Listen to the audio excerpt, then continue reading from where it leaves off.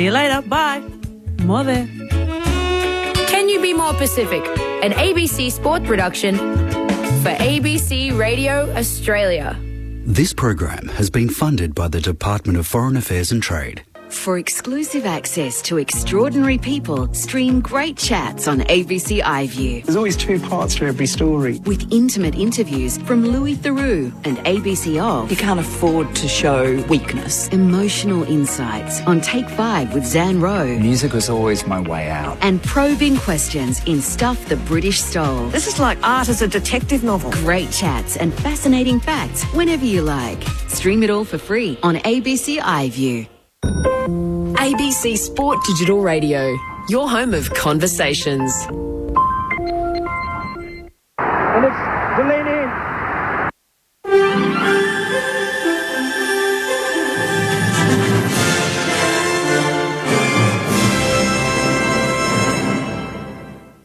ABC News, good evening. I'm Melissa Polomini. Police are searching for two men wanted over a crime spree involving carjackings that started in Melbourne's southeast. Fraser Fife has more. It's now 4 days since the submersible disappeared while descending to the wreck of the Titanic, but Sean Leet from the Meow-Begek Maritime Services hasn't given up. We have to hold out hope, and we'll continue to hold out hope until the very end. Many obstacles remain, from finding the vessel to reaching it with rescue equipment, then bringing it to the surface if it's still intact. Scientist Michael Williams survived an accident during an expedition to the Titanic 3 years ago. Given the evidence, it had to have been some kind of overall catastrophic failure. The oxygen is expected to run out later this evening. And that story related to more ships have joined the search for the missing submersible in the North Atlantic in a final desperate bid to rescue the 5 people on board before their oxygen runs out.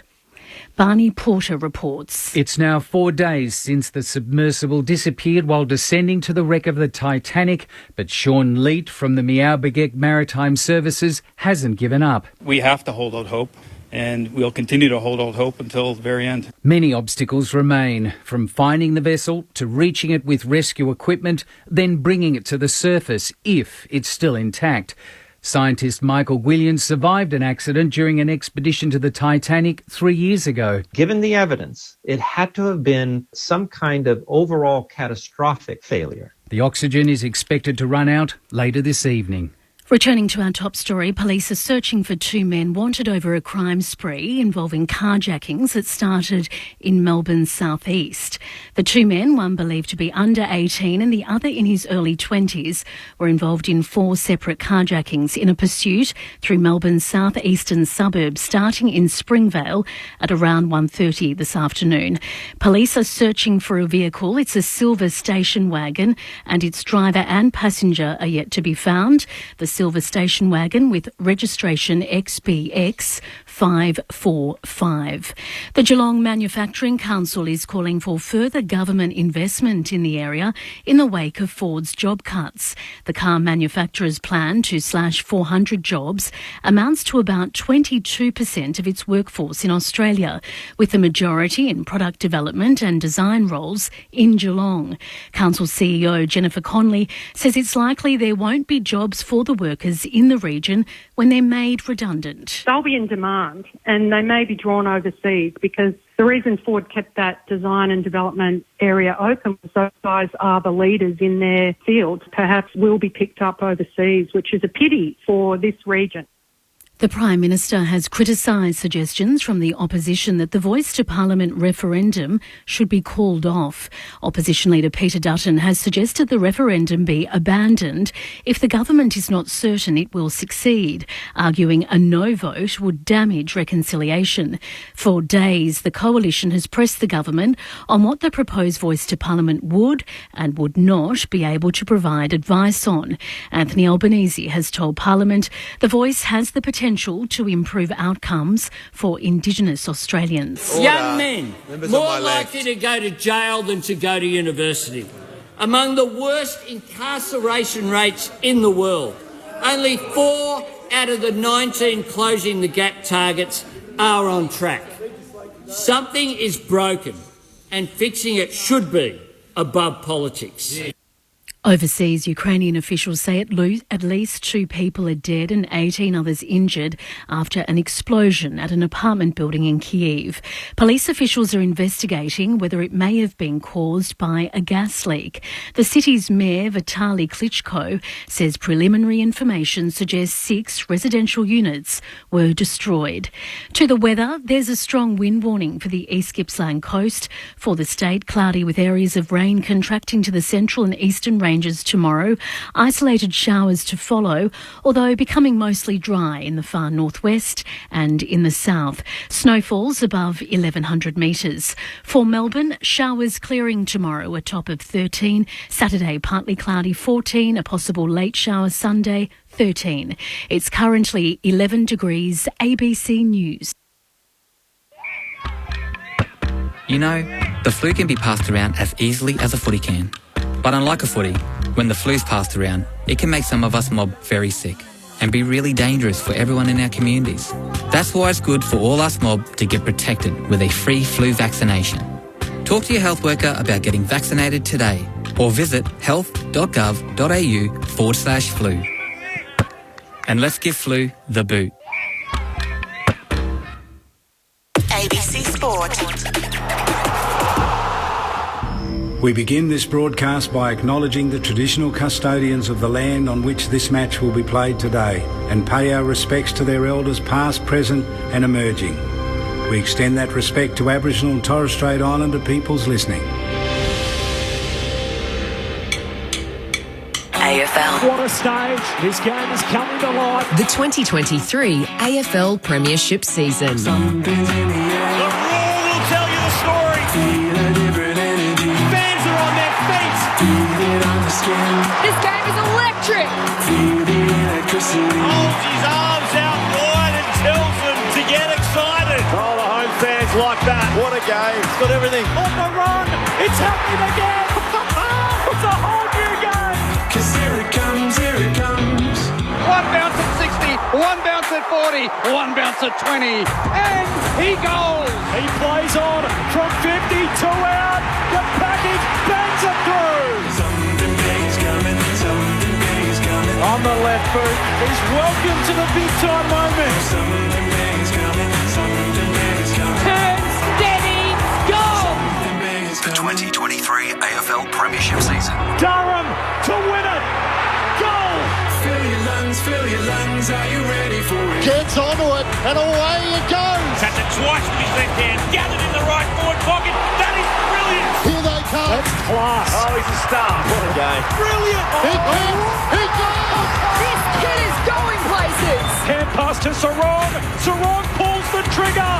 Boom. Rioli with some magic. The check side finish. He seizes the moment. Curls it around. What about that? Hand pass to Elliott. Back to Hill. Superb finish. 55 out, he's given this plenty. That's a magnificent strike of the football. He dribbles it along the ground for an incredible goal. Grimes goes long. Bolton. High altitude fly from Showbolt. Snap from 35, and boy does he love it. Good for Humphrey. Here's Humphrey to put the Suns 8 points clear. To take the lead. It never looked like missing. Grandstand AFL on ABC Radio, Sport Digital, and now streaming every match on the ABC Listen app. Just look for the AFL button. Something big is coming, I know. Thursday night footy hits Geelong as round 15 of the AFL opens with the reigning premiers trying to keep their premiership defence alive, while Melbourne are third on the AFL ladder and coming off their biggest win of the season on King's birthday and the bye. It's the past two premiers, Geelong and Melbourne, from Canidia Park on ABC Sport. Hello, welcome to Grandstand AFL. Matt Clinch with you. It is cold. It's 9 degrees, but according to the apps, it says it feels like 7. And it's going to be a chilly afternoon for those that are making their way down to the Cattery. The final week of the byes with 6 teams having the weekend off. The thrilling end of the Ashes, the NRL State of Origin, the Women's Ashes gets underway tonight. The AFL, it's all available on the ABC Listen app. And the weekend's footy has come around pretty quickly. Geelong starting... Well, the season's starting to get away from them, really. Having lost 4 of their last 5, there's 6 wins and 7 losses. Chris Scott celebrates his 300th game as coach of the Cats. Only Reg Hickey has coached more for the Hoops, the two-time premiership player and now a two-time premiership coach. The only time the Geelong side have missed finals under him is 2015. And the Demons, well, they've been on the wrong side of some close finishes. Max Gawn, of course, kicked that famous goal in round 23 on their way to their premiership. What will we see tonight? There's no late changes with Jack Bowes, the sub for the Cats, and Charlie Spargo for the Demons. Ben Cameron to call the action alongside me. Welcome, Ben. Hello, Clinchy. It's great to be here at Kardinia Park on a Thursday night. You mentioned it's the last two premiers going head-to-head. It feels like their stories have been intertwined over the last couple of years. So you look at round 23, 2021 here at the Cattery, an empty ground because we're under COVID protocols. Max Gawn kicks a goal after the siren to win Melbourne the minor premiership. From there, they go through to the finals. These two sides meet in a prelim final. Melbourne whack the Cats. They go on to win the flag a couple of weeks later against the Western Bulldogs. And that may well have been the game that sparked the Cats into their premiership the very next year. So the two sides have been really linked in the last couple of years. You look at the teams today, 19 premiership players out there for Geelong, 17 for Melbourne. So that means we've got a combined 36 premiership players out on the ground. Lockie Hunter, one of those, who of course won his flag at the Western Bulldogs. And 8 All-Australian players from last year's team, including the captain. So I'm not very good at math, but that's around about a third of the All-Australian team from last year will be running around tonight, which is quite incredible. Yeah, you've set the landscape nicely. Our coach in the commentary box, Australian Football Hall of Fame member, coach of the AFLW Western Bulldogs side, is Nathan Burke. Berkey, welcome to you. Chris Scott brings up his 300th game as the Cats coach. He said players get injured and they put their bodies out on the line. Coaches just rock up. But it's no doubt a significant milestone, which one day he'll think back and think, how good was that I coached this side for so long? Yes, I'm sure he will. Evening, gentlemen. Lovely to be here and well summed up, Benny. I think... Do coaches go by how long they coach for, or how many flags they've won, or how many finals that they've gotten the team into? Tell us, what would you be satisfied with? Oh, absolutely. I don't think I'll get to coach 300 games of AFLW unless I coach for 30 years. I was going to say 10-round seasons, home and away, plus finals. You need a few more if my maths is right. I think I'm up to about 35 games I've coached for 4 years. How about that? But... yeah, it's a great effort. What it shows, to coach 300 games, is that you've been successful, because you don't get to coach 300 games unless you've been successful in those coaching periods, and not winning flags every year, but certainly knocking on the door and getting the most out of your team. So I think that will be... every coach wants to be able to say that they've got the best out of the team that they've been given, and to coach 300 games, I think that's a figure that shows that, yes, you've done that. And alongside Berkey, Essendon Premiership player Adam Ramanauskas is here. Rama, it's the retro round for the Cats, celebrating their 1963 Premiership. And you didn't mind the pre-game music, right in your vibe. Yes, good evening to everybody. There might be a couple of collars popped today, I think, with the Geelong jersey that they're wearing tonight. So it looks quite good. And, yeah, as you mentioned, the 63 Geelong Premiership team, they've had images of them playing, and also in the function that they are at tonight on the screen here at Kardinia Park. So a special night for them, but it's a fascinating night. I think this one, do we see the real Melbourne? We all think they're pretty good, but they've sort of started and stopped a little bit. And what of Geelong? They've probably got to win 7 of their remaining 10 games to just to make the finals. So a lot at stake tonight. Just on the Cats wearing their popped collars, Rammer. I mean, they almost need to play with a popped collar attitude. Yeah. I mean, Chris Scott has supposedly tried to pump the team up and said to them, you need a little more swagger. You need to realise you're the premiership team for a reason and start playing like it.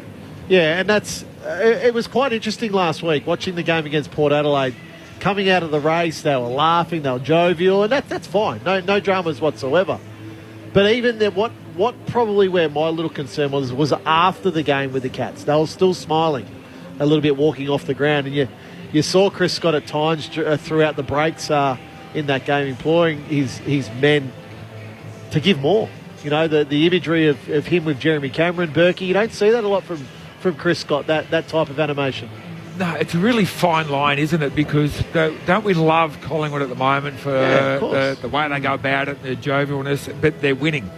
And if you do the same thing and you lose, it's like, oh, should have been doing that.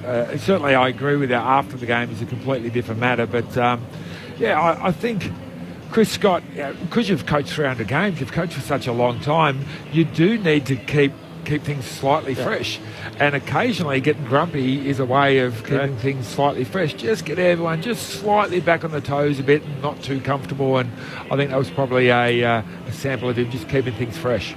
Yeah, there was a little quote from Rick Charlesworth, which he said in an interview with me that always holds true for the coaches. Comfort the troubled and trouble the comfortable as a coaching philosophy. So that probably holds true. I'll just write that down, Benny. Use that one. And, he's our Confucius in the ABC commentary box. There's no doubt about it. Normally claim it. A coach has probably 2 or 3 good sprays in a year. That's it. After that, it loses effect. Yeah. Just simple as that. So whether Chris has used one this week, will use one at 3/4 time, whenever he did against Port Adelaide.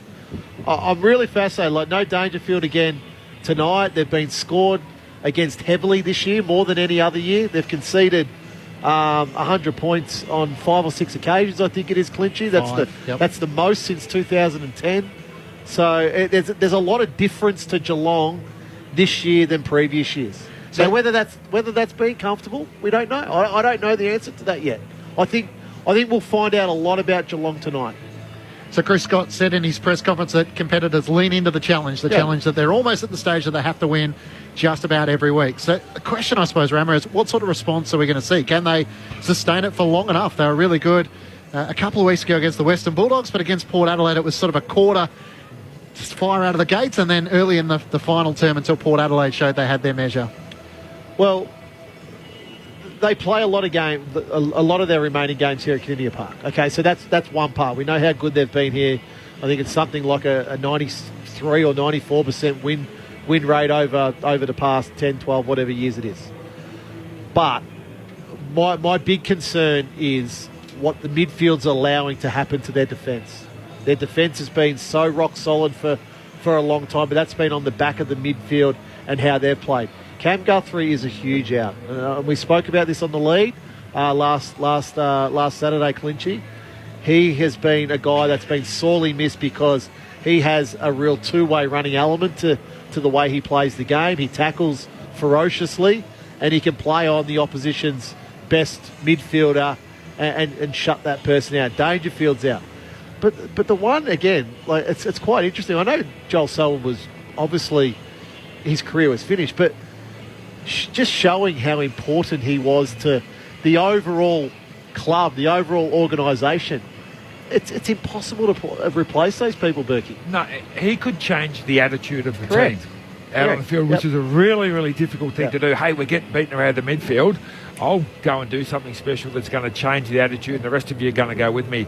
Without Guthrie, who's probably the next best at doing that, without Dangerfield out there, that's what's really been missing. And I think this is almost last chance saloon for these guys. I know that they play some games down here. They've got some tough games. 6 of their last 10. They play each of the top 6 teams and will need to win 7 of their last 10 to play finals. Yeah, exactly. So, and look, that's not a given by any stretch. Even though their best is outstanding. Their best is not just good. Their best is outstanding. Their best is the best. Yeah, it is. It's fantastic to watch. But your best, you can't flick a switch and suddenly get your best. Nathan Burke, Adam Ramanauskas in the experts chair tonight. Matt Clinch and Ben Cameron to call the action. There's almost as much stories about those that are not out there. Clayton Oliver and Patrick Dangerfield.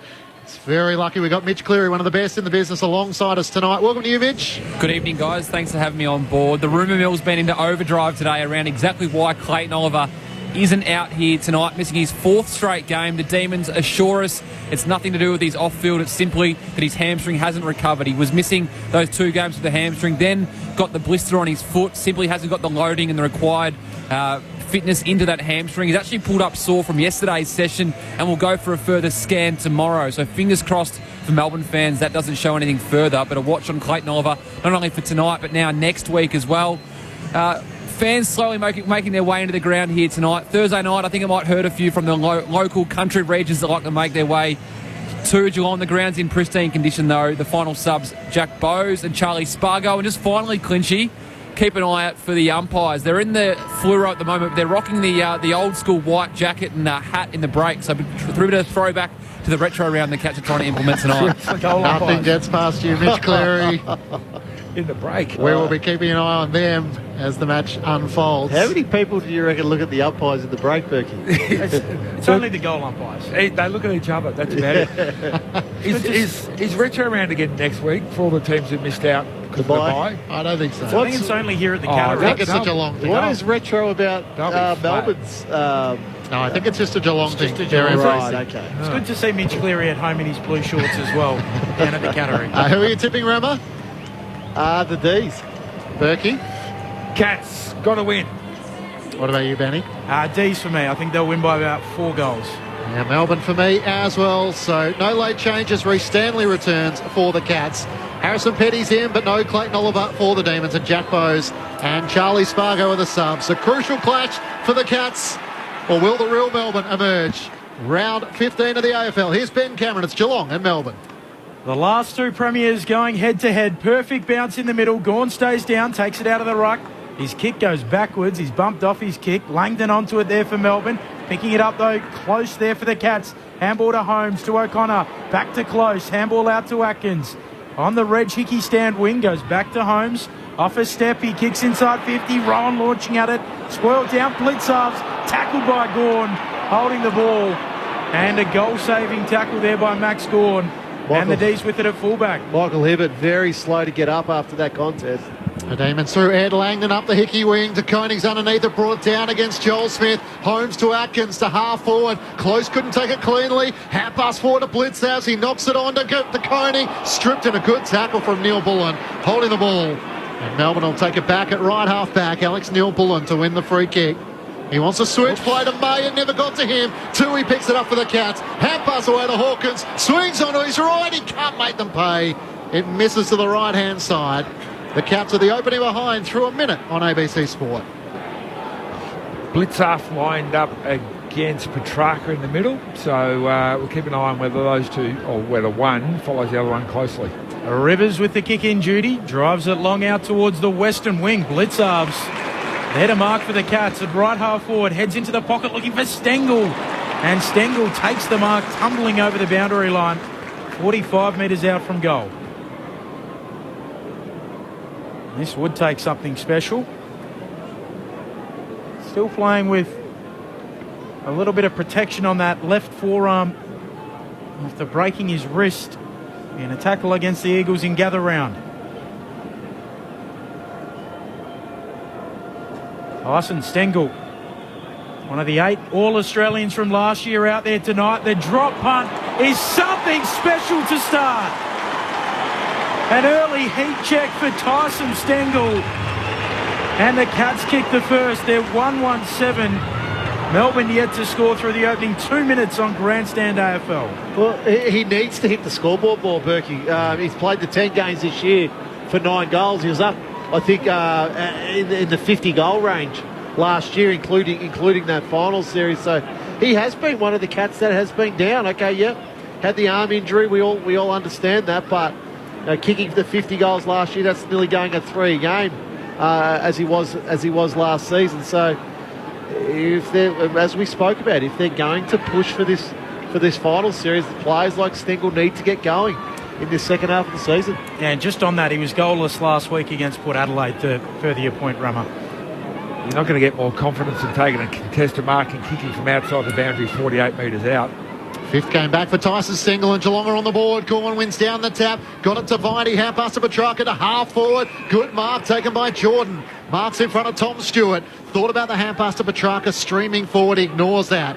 Now looks long to the goal square. Van Rooyen's there. Fritsch as well. Van Rooyen sets himself. Kolajazzi in from the side. Spoiled it straight to Joel Smith. Screws it on goal and misses to the right-hand side. Uncontested, only about 20 metres out from goal. All of a sudden the footy just landed in his lap. Not to be. Geelong 1-1-7. Melbourne 1 behind through 3.5 minutes. Joel Smith, a change of numbers in the off-season into the number 29, worn by his dad at the Melbourne Footy Club. 50-metre penalty. Cosy Pickett infringing on the mark, so Zach Tui marched up the middle. Umpire Nathan Williamson paying that. He's out there with Nick Foote, Dan Johansson and Brett Rosebery today. As Tui for the Cats, kicks out towards half forward. Langdon going back for the D's, drops the mark, gets it at ground level. Handball away to Jordan. He's tackled immediately, or at least buffeted off the footy. O'Connor gets it for Geelong. Handball to Stengel, tackled by Salem, holding the ball. And Melbourne to get it back at right half back. Geelong by 1 goal, 4 minutes played opening term. Salem looks for options, decides to head boundary side. Rivers short to Neil Bullen, wanted to give it back to him, not a clean hand pass, trying to make it work. It might have been a throw. And Geelong are going to take the free kick on the Hickey stand wing. Mark O'Connor's going to take it. Just took a little while for the footy to be returned to him, so momentum is lost a little bit. Looks up and veers out to the left. Now hang on, a non-officiating umpire is blowing his whistle. What's going on here? Is it going to be a Melbourne free kick? Right, so I can only assume this is off the ball, and Jeremy Cameron's made contact with Petty to the face off the ball, so the free kick's been reversed. Just saw the big screen showed us a replay. Hard to keep follow when multiple umpires are blowing their whistle.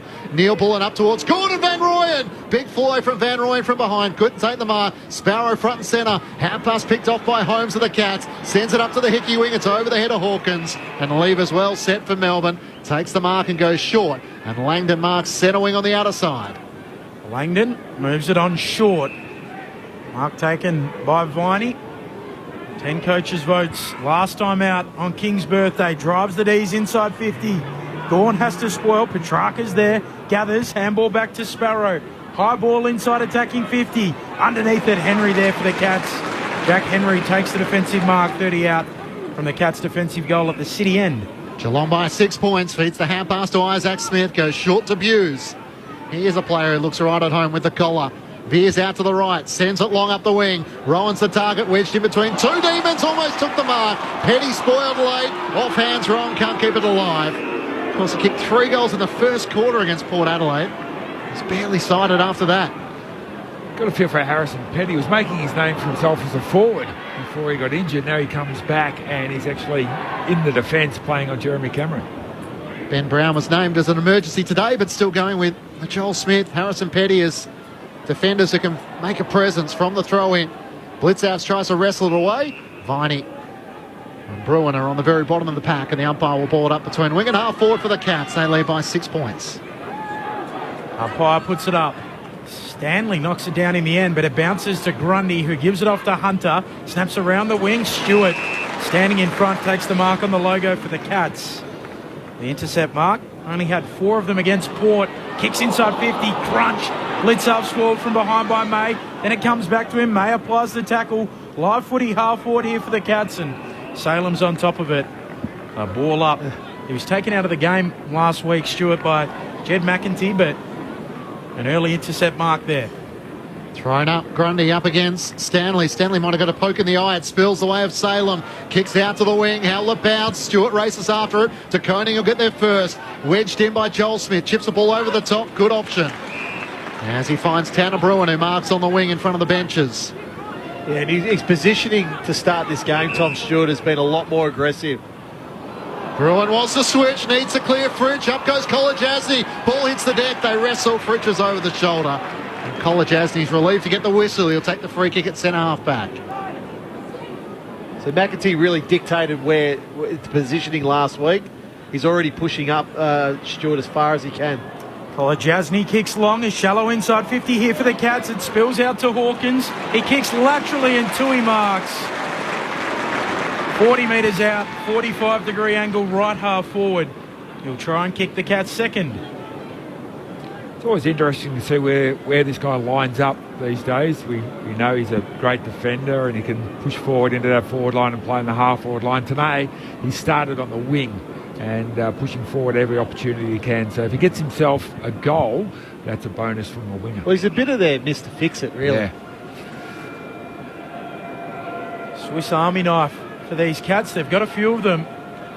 Zach Tui, usually a reliable kick. This one's across the face, and Brody Grundy, virtually unopposed in the end, takes the mark on the last line of defence for the D's. No change to the score. Geelong by 6 points. Tyson Sengel, the opening goal, as May with a long kick up towards Van Rooyen. Zach Guthrie in front, can't complete the mark. And Sam de Koning takes it across the boundary line, a throw-in just between wing and half forward for the Cats. Tell you what, if we didn't know we're at an AFL game, you'd think you're at my under-14 boys game on the Sunday morning. The crowd is so quiet. Yes. There's no noise or no atmosphere whatsoever at the moment. Waiting for a reason to be ignited. Blitzav's had his back to the balls that's thrown in against Grundy. Spills down the way of Viney. Tries to tap it clear, but straight to Bruin of the Cats. Long to full forward. Rowan let it bounce. It got a favourable bounce. And through it goes. Opening 2 goals away of the Cats. And Tanner Bruin was able to make it work. He's kicked 7 straight so far this season, so he has been accurate. I'm not sure even he can claim that one. Geelong by 12 points, 2-1-13 to Melbourne, 1 behind. You try not to look at I try not to look at the stats and all that sort of stuff and just get the feel for who's a little bit more on than the other team. And forget about inside 50s and possessions, all that sort of stuff. And to me, it just looks like the Cats are a little bit more on at the moment. They're really jumping on the Melbourne players whenever they pick up the footy. Their defence have actually had more intercept marks because they're positioning themselves a little bit better. And when the ball's just in a contest, most of the time it's a Geelong player or Geelong players who outnumber Melbourne. So I think the Cats are just a little bit more on than Melbourne at the moment. First 2 goals of the game going the way of the Cats, and Bruin, the goal kicker, with the clearance. A high right foot kick towards half forward. Izzy Smith nearly controls it with one hand. Mark not paid. The D's are there. Hunter picks it up. Handball back to McVie. Handball to Hunter. Tries to dribble a kick around the boundary. Bruin's there. He knocks it on. And coming through, happy to see it out, is Zach Guthrie. A throw in on the wing. Right beneath us on the western side of the ground at Kardinia Park. 2-1-13 plays 1 behind, 10 minutes played. Toss back in. Grundy and Blitzav spills away at Bruin. He's locked up in a tackle by Sparrow, and the umpire will ball it up just in front of the 2 benches. Geelong leading by 12 points, the opening 2 goals of the match. Tossed in the air. Grundy tries to win down the tap to Sparrow. Can't get a clean disposal away. Close is in there. Spills Brayshaw's way. Hand pass to Petrarca of Melbourne. Links up with Sparrow. Kicks towards Pickett at half forward. Nudged underneath. And Zach Guthrie takes the mark. An intercept mark for the Cats across half-back. Turns and comes inboard. Isaac Smith marks. In front of Chandler. Wants to switch it out to Tom Stewart. Takes the mark at left half-back. Up the Hickey wing, looking for Duncan. Missed him. Turns it over. Langdon marks for Melbourne. Had him, but missed the hand pass. And now has to push back behind his mark. Langdon will kick from the logo towards half forward. Van Rooyen launching at it, swirls it down, and Tanner Bruin's there to row for the Cats. Handball away, straight to Izzy Smith. His handball over his head is loose. Stewart's there to mop up. He'll sweep a handball back to Jack Henry, just gets his kick away. And fortunately for him, it lands in the lap of O'Connor, who gives it off to Smith. A spiralling ball towards Jezza. Cameron Rowan trying to come there late. Big spoil from Lever, and Cameron's down. The kick inside 50, and the foot race is on. It's bouncing and bouncing, and just off line to the right. Gary Rowan has knocked Jeremy Cameron out. Isaac Smith's long-range shot, and we're just getting a look on the replay here. Rowan came charging in from stage left and has collected his own teammate. And Jeremy Cameron is down. The trainer will have to call for the stretcher. It's a split-second decision, but it might be such a costly one for Geelong. Jeremy Cameron's numbers have been down since the opening 8 rounds of the season, and he might be out before the first 13 minutes of the game. To me, it looked like Rowan, he looked at Jeremy Cameron. He saw him. And then for whatever reason, he couldn't stop his momentum. So the teams are just breaking up into huddles at the moment. So aware that this is going to be a little bit of a break here as the stretcher comes out for Jeremy Cameron. And certainly at the moment, our concerns are for the well-being of Jeremy Cameron. Mitch Cleary downstairs. The sub for Geelong, Jack Bowe, is just warming up right below us at the moment. He'll obviously be put straight into the game. As you mentioned, Ben, the 2 teams are split off into groups. They've got the manual old-school stretcher out there at the moment, just waiting to see if there is a motorised stretcher making its way. But at the moment, there is around 5 or 6 fitness staff and physios from the Cats attending to Jeremy Cameron, who's still on the ground at this stage. Thanks, Mitch. The doctor is just gesturing that he is conscious, so that's the good news. But he is still lying on his back in the middle of Kardinia Park. And Gary Rowan, who the big screen is focused on him, he's shaking his head. He can't believe what he's done. And that's the big blow for the Cats here. I mean, they'll lose Jeremy Cameron, who will be out of this game with a concussion, and he won't play next week as well.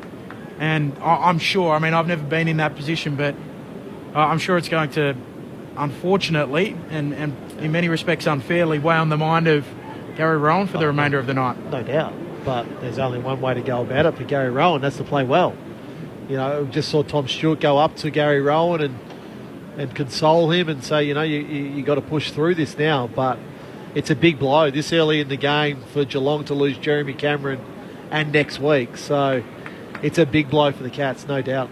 So he had 33 goals, Jeremy Cameron, in the first 8 matches, just 6 in the last 5. And just the 1-goal one last week against Port Adelaide. And a lot of it was focused on the three-quarter time exchange between Chris Scott and Jeremy Cameron, where he urged more out of his superstar player.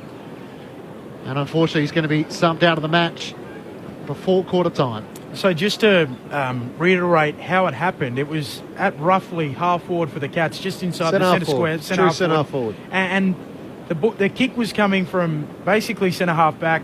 Rowan was coming in from the side, so running laterally on the ground. Jeremy Cameron was coming up at the ball with the defender right on his right shoulder, and Rowan came across and his left shoulder clipped the jaw of Jeremy Cameron, and from that moment on it was pretty clear that Jeremy Cameron was knocked out. He was out before he hit the ground. And now he's being stretchered off the ground.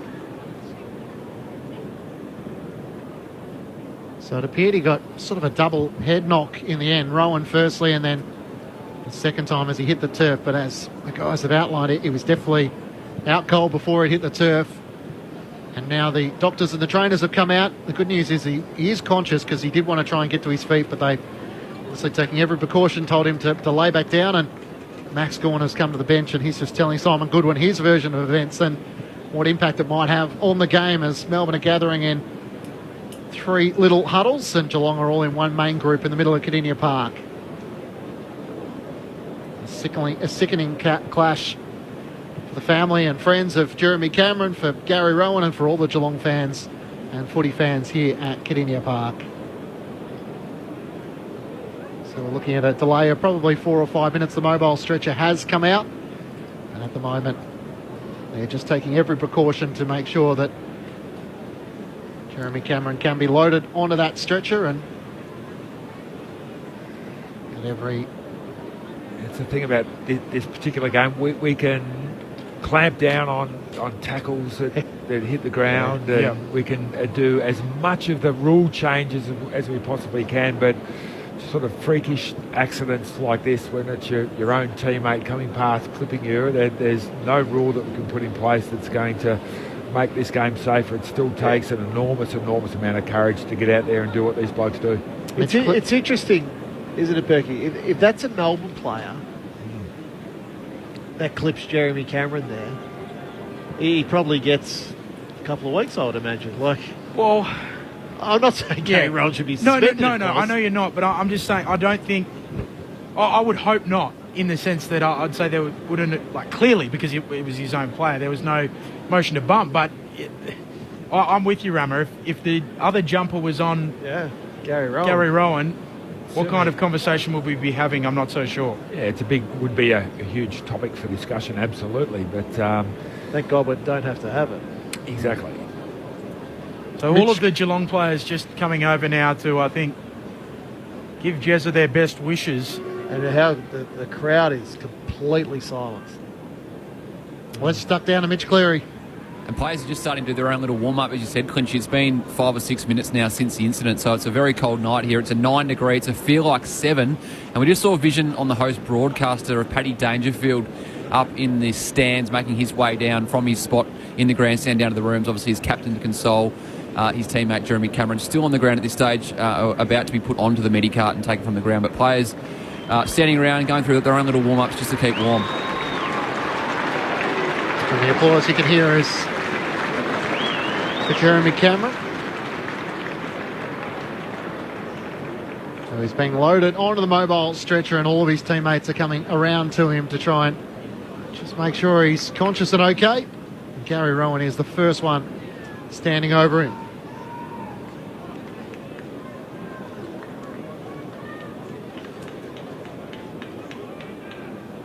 just a buzz at Kardinia Park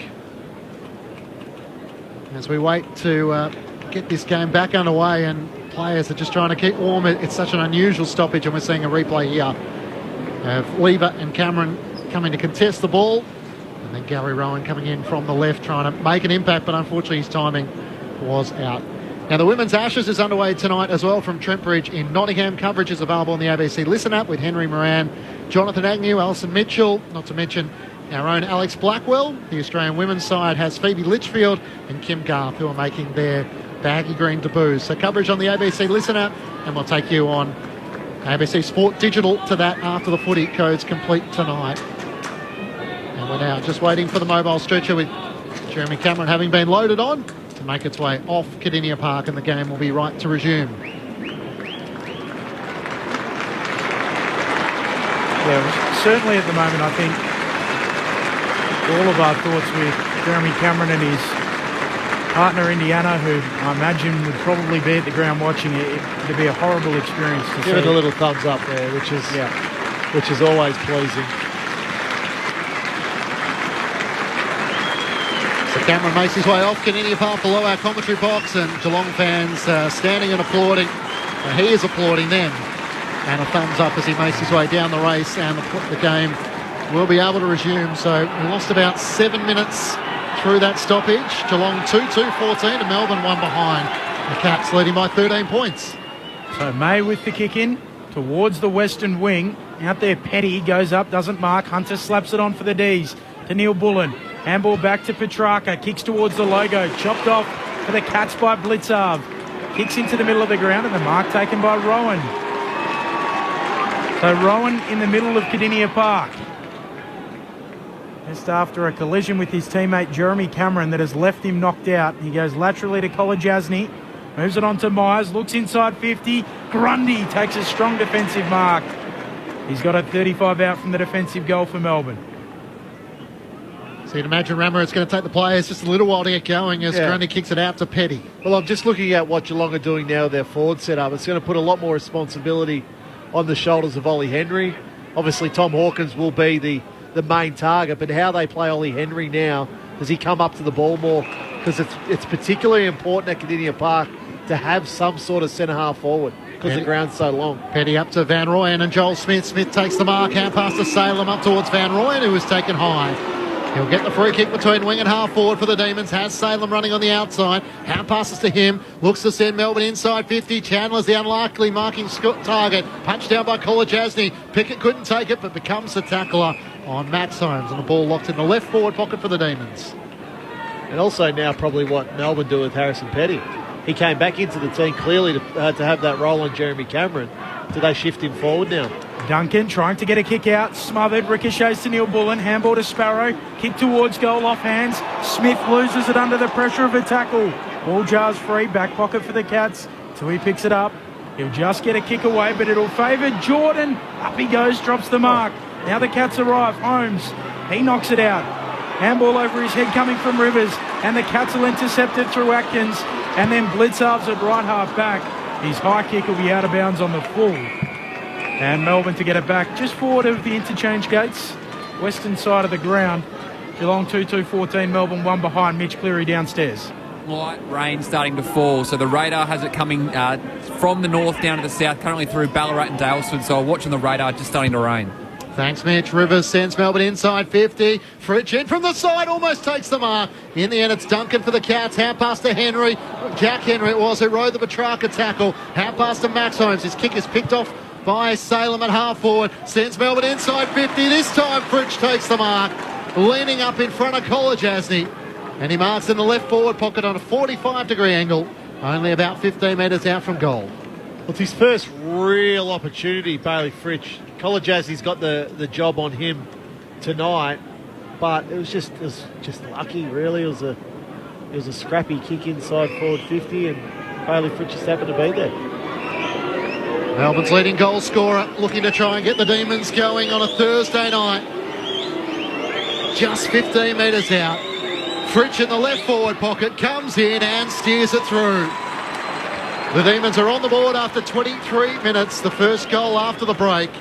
And Geelong are 2-2-14 to Melbourne 1-1-7. The margin back to 7 points Geelong's way. Adam Romanascus and Nathan Burke with you on ABC Sport. Well, remember, that was the first time that Melbourne have managed to keep the ball in their forward zone for any length of time. It sort of rebounded in and out 2 or 3 times, but previous to that, every time it went in, it pretty much came straight back out again. So far better forward pressure from Melbourne and just forcing that quick kick out. As you said, it was a bit of just a dump kick back inside 50, and Fritsch happened to be in the right spot at the right time. But most importantly, finish off with a goal. So with Cameron going down, ideally, if you're the Geelong coach, you sort of want Geelong to have the better of the next 5 minutes, just to erase any doubts the Geelong players have got going through their minds. Beautiful bounce in the middle. Gawn hooks it over his head, looking for Petrarca. Can't quite gather it. Now blitz halves for the Cats. Handball out to Atkins. He'll kick inside, attacking 50, looking for Hawkins. Oh, a lot of it. Doesn't quite bring it down. Now live footy, right forward pocket. Close onto it. Handball to Smith. Snap on goal, misses. Across the face, couldn't quite get it bending back enough. You would have had your money on him from there. 2-3-15 the Cats, 1-1-7 Melbourne, 24 and a half minutes played in the first. Stephen May looking to bring Melbourne back into play as he sums up the options. Decides to go into the pocket where he finds Hibbert.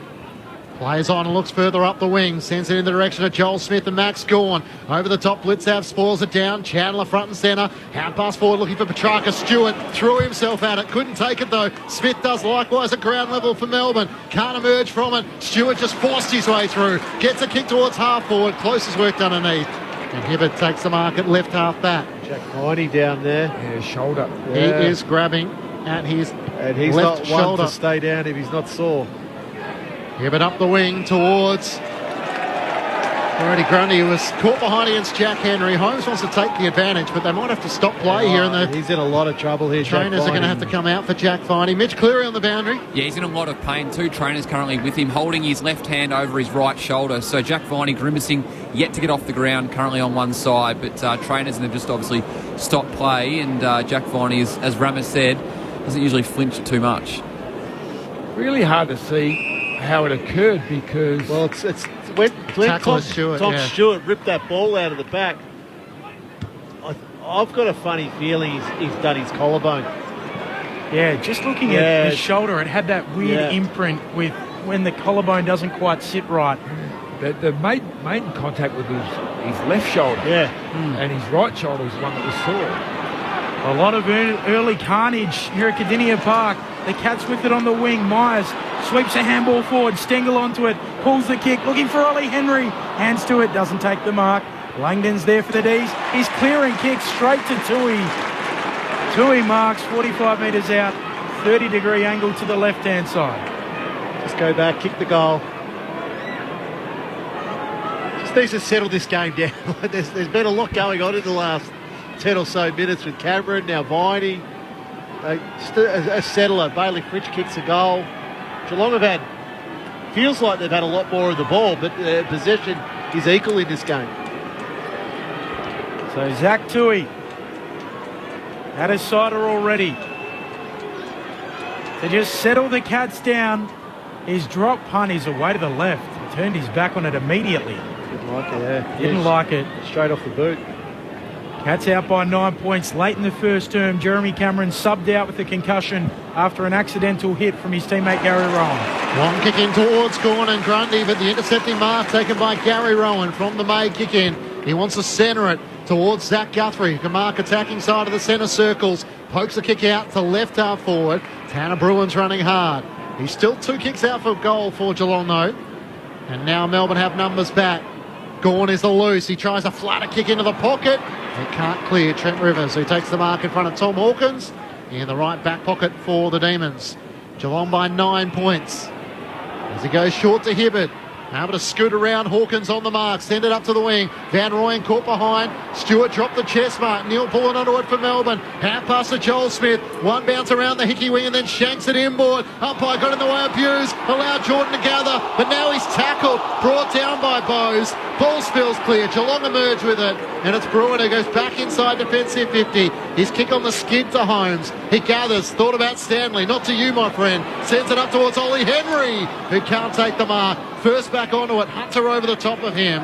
The ball is locked underneath as Salem comes over the top. Mitch Cleary on the boundary. Jack Viney not too distressed now. He's just doing a bit of strength work with the physios, just having to push his weight against theirs. He's had a couple of painkillers. Looks like they might wait till quarter time for further assessment. Gawn wins the tap down out towards the boundary. Hunter picks it up, shovels it over his shoulder with the handball towards Salem. Tackled out. Umpire says throw it in.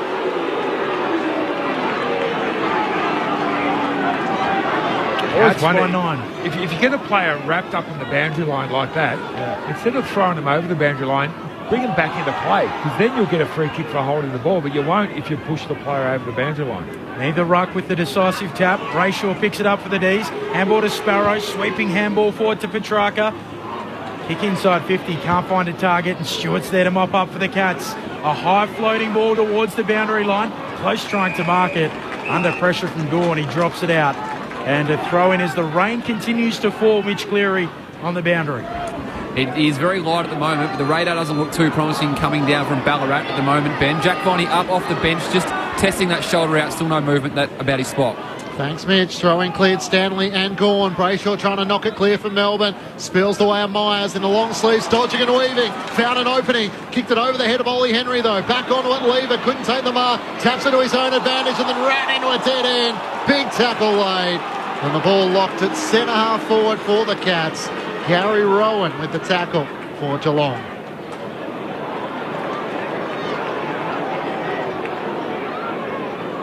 Geelong with the first 2 goals of the game. Melbourne with the last. Ball up at centre half forward here for the Cats. Holmes bumped off his kick. It spills out to Lever. Handball away to Hunter. He'll kick forward of the wing. Van Rooyen goes up and marks. Close to the boundary line. True centre wing. Western side of the ground. Van Rooyen will kick to half forward, looking for Fritsch. Sam de Koning climbs on his back and takes the defensive mark at right half back for the Cats. Quite a stylish high mark that was. Just leapt up, landed on his feet. Elegant. Landed like a cat, dare I say it, as he kicks towards the logo on the wing. No mark taken. Perry there. Harrison Petty, rather, picks it up there for the D's, gets a handball away, and Close will come in to apply the tackle. I think Jack Viney's coming back on the ground here. So I imagine then the shoulder just may have popped out. They've popped it back in. Tough hombre, isn't he? Gone one down the town for Melbourne, but straight to Tui. A barrelling kick inside 50. Getting back. The mark is taken by Hibbert. 35 metres out from his defensive goal with Hawkins charging at him. Spots up Angus Brayshaw. Marks the kick at left half back for Melbourne. Geelong by 9 points. Comes into the middle of the ground, looking for Rivers. Blitz has spotted down, close to the chip kick. And Gary Rowan marks. He's involved in everything at the moment. Directly in front, 45 metres out from goal. Yeah, just not the spot you want to turn that ball over, Berkey. A kick just hung in the air by Brayshaw. Blitzarves was onto it in a flash. Then just smart play. I think it was close. He was able to hit up Gary Rowan. Gary Rowan, after resulting in a bump which saw Jeremy Cameron out of the match, he's trying to now do some damage to redeem himself from right on 50. Leans back, a beautiful kick. And his teammates come from everywhere to celebrate with him. Geelong out to a 15-point advantage, 3-4-22 to Melbourne 1-1-7.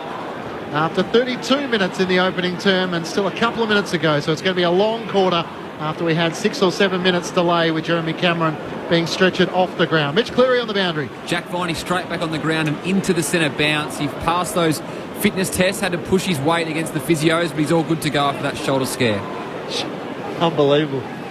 He was in pain. He was on the ground, and as mentioned, Jack Viney, it has to hurt him for him to stay down and show pain. So I think the shoulder just popped out. They've been able to pop it back in, and off he goes. That rain's getting heavier too. Yeah, umpire puts it aloft. Both rucks with hands on it. Bounces down to the feet of Gawn. Sockers it forward. Views a lot of it. Paid the mark at centre half back for the Cats. Rain is getting heavier. Gary Rowan, eventful first terms the last couple of weeks. Kick from Hughes towards the wing. No mark taken. Now it's slapped on by the D's. Hunter knocks it on. Hughes will beeline it. Get it on his boot. Kick cleverly around the corner. And Tanner Bruin can take the mark just backward of halfway on the western wing. So 3 goals in the first term last week for Gary Rowan. This week a goal and that collision with Jezza. Bruin up towards half forward. May worked his way to the front against Hawkins. Rowan flying through. It's gone to the back of the pack. Sends Melbourne up the wing. Van Rooyen's outnumbered. Kolajassi from the side didn't take the mark. Van Rooyen could have been taken high, not paid. Melbourne pick it up through Jordan. Free kick eventually came. His kick is picked off though by Blitzavs. Wasn't any advantage. Umpire blew his whistle and now it's a Geelong free kick. Make sense of that, Rammer. I can't. Kicks laterally to De Koning. He gathers at left half back out to the Hickey stand wing. Mark is taken by Jack Henry. Geelong leading by 15 points, 34 minutes gone, opening term. Henry will kick around the Hickey stand wing towards a big pack. Petty can't quite drag in the mark. Slippery ball in the rain. Viney picks it up from his feet. Handball away to Langdon. D's on the wing. Handball back to McVee. Kick towards Petrarca. Right there with him. Great hands. And able to rove it is Smith. He'll give it back to Petrarca. Kicks inside 50. Deep inside 50. Guthrie goes to ground. Fritz keeps his feet. Handball away to Pickett. Pickett slips over trying to kick it back. Bruin gets involved there for the Cats. Slapping it out. Kolajasny soccers it out. Langdon can't quite pick it up. They get around him. Right forward pocket here. And close to the boundary line. It'll eventually go out as Chandler carries it out. Throw in 45 around from the attacking goal. Here for the D's, Mitch Cleary. Property steward's earning his money tonight. Just gone out and get a couple of boots for the long stops to get brought into the game. The good news for him, the property room's only about 20 metres from where he has to work from on the bench, so it's good news. Thrown back in, Blitzhouse becomes the tackler as the footy's locked to the chest of Christian Petrarca. A bit off the ball as well as Stanley and Van Rooyen compete. Spills down the way at Chandler, trying to find a way through the congestion. Hand pass to Van Rooyen, feeds it away to Viney, back on the field, kicks towards Joel Smith. Stewart brought it down, Fridge swoops onto it, side steps close, got a hand pass away to Smith, jams it on the boot and bounces it through. Against the runner play for Melbourne. Joel Smith having his opportunity up forward, kicks just the third goal of his career. And Melbourne needed it ahead of quarter time to close the gap back to 9 points Geelong's way. They're 3-4-22 to Melbourne 2-1-13. Rama? Berkey, that's a big one because Joel Smith has got the matchup on Tom Stewart. So Stewart this quarter, he's had the 5 possessions. That had quite a good quarter, but Smith's trying to stay with him, but he's trying to also be dangerous at the same time. So it's a tricky role to try to tag someone when you're playing as a forward and also then have an impact on the scoreboard. But to get a goal in this first quarter will give Smith a lot of confidence. Gawn wins the tap from the restart, but straight onto it there is Bowes for the Cats. He'll snap a high ball to half forward. Underneath it, Myers. Rivers fists it away. Now goes after it, knocks it out, and a clearing kick from McVee. Towards the wing for the D's. Viney caught behind. Gets his fist into it. And knocks it out of play. A throw in on the wing. Geelong by 9 points. Melbourne with the last goal through Joel Smith. Played 36.5 minutes in this first term. Thrown back in, Gawn in front position against Stanley, taps it down to Petrarca, hand pass to Petty, kicks around the wing looking for Joel Smith, arm impeded against Stewart, gathers though against the boundary, Henry careful not to make, that's Jack Henry, not front on contact, Bruin to De Koning, back to Jack Henry, dead end, Jordan lays the tackle, and locked up against the boundary line, looking like a try line, like State of Origin on Wednesday night. It stayed in, so it'll be a ball up just inside the field of play. Geelong by 9 points, just ahead of the quarter-time siren.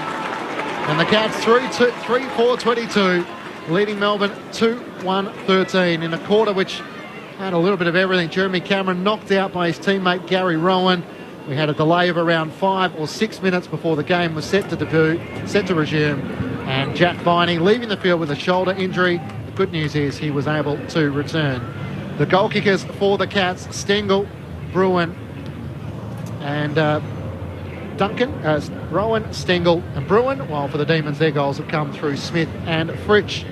Great to have your company on Thursday Night Footy on Grandstand AFL, on ABC Radio, ABC Sport Digital, and now streaming on the ABC Listen app.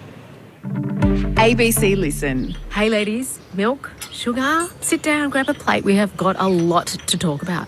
Like sex, health and relationship stuff. It's stuff that we find it hard to be honest about, right? Like, what is the sex practice that's becoming more and more common that's got experts worried? It's just us here, so let's talk. The new series of Ladies We Need to Talk. With me, Yumi Steins. Find the podcast now on the ABC Listen app.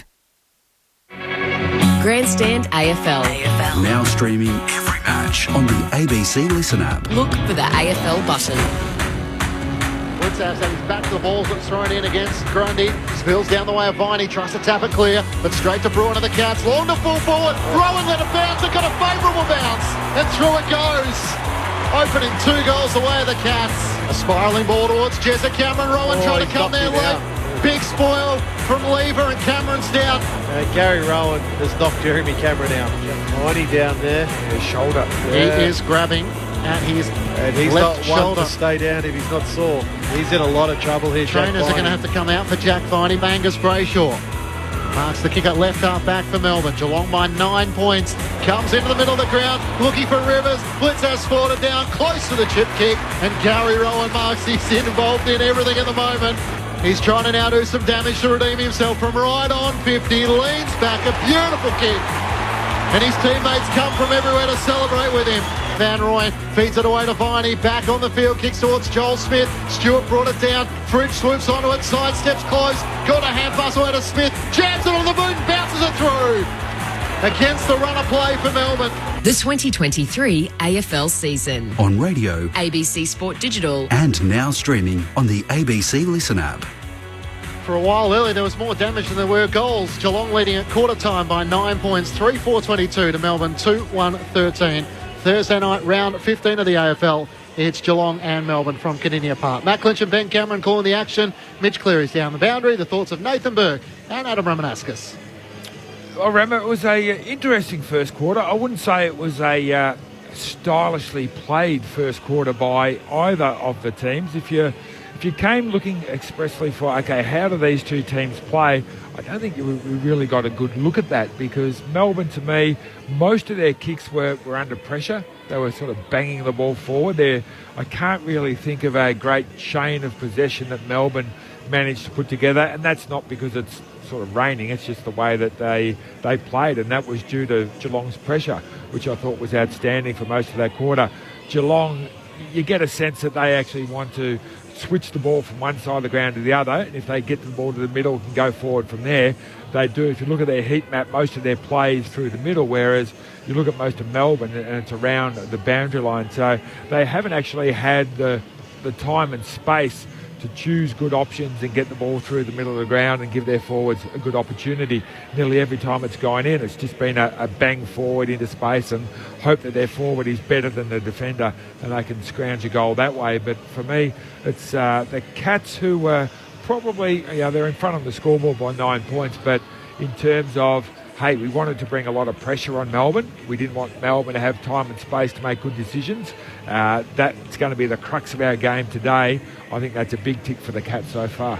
So the clear part of that first quarter for me was Geelong wanted to move the ball quicker. They wanted to push it into their forward line.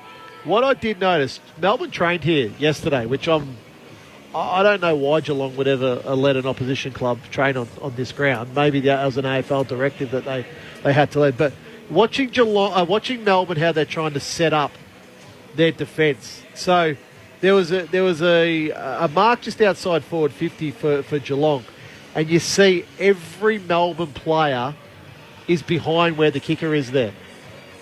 So they're trying to clog up that forward line of Geelong. So Geelong had 14 inside 50s for 7 scoring shots that quarter. So not too bad. But the problem then for Melbourne back the other way is their forwards aren't resetting quick enough. So they're not getting back. So Geelong, we always see when Geelong play at Kardinia Park, their defenders sit back and wait. They've been so good at it for so many years. So Melbourne's forwards, yep, okay, you want to play in that 18-man defence, that's fine. But then once the ball does turn over, you've got to get back. You're going to reset. You're going to give your teammate an option to kick to. Their goal with Bailey Fritsch was lucky. Their goal with Joel Smith was lucky. So both of their goals were just fortuitous goals in the end, where it wasn't great play. It was just right spot at the right time. We were able to kick the goal. So if that continues, I think that becomes an issue for Melbourne. I do want to see Geelong keep moving that ball quicker. They look a better team. They look like get the ball at half-back and then just go. Like you see Isaac Smith trying to roll off. You see Max Holmes trying to roll off, trying to move the ball as quickly as they can. Tom Stewart, he's going to have Joel Smith as company for a lot of this game, but he's moving the ball quicker. It's not take the mark, get back and stop like we see sometimes with the Cats. So, look, interesting first quarter. I think Geelong comfortably had the better.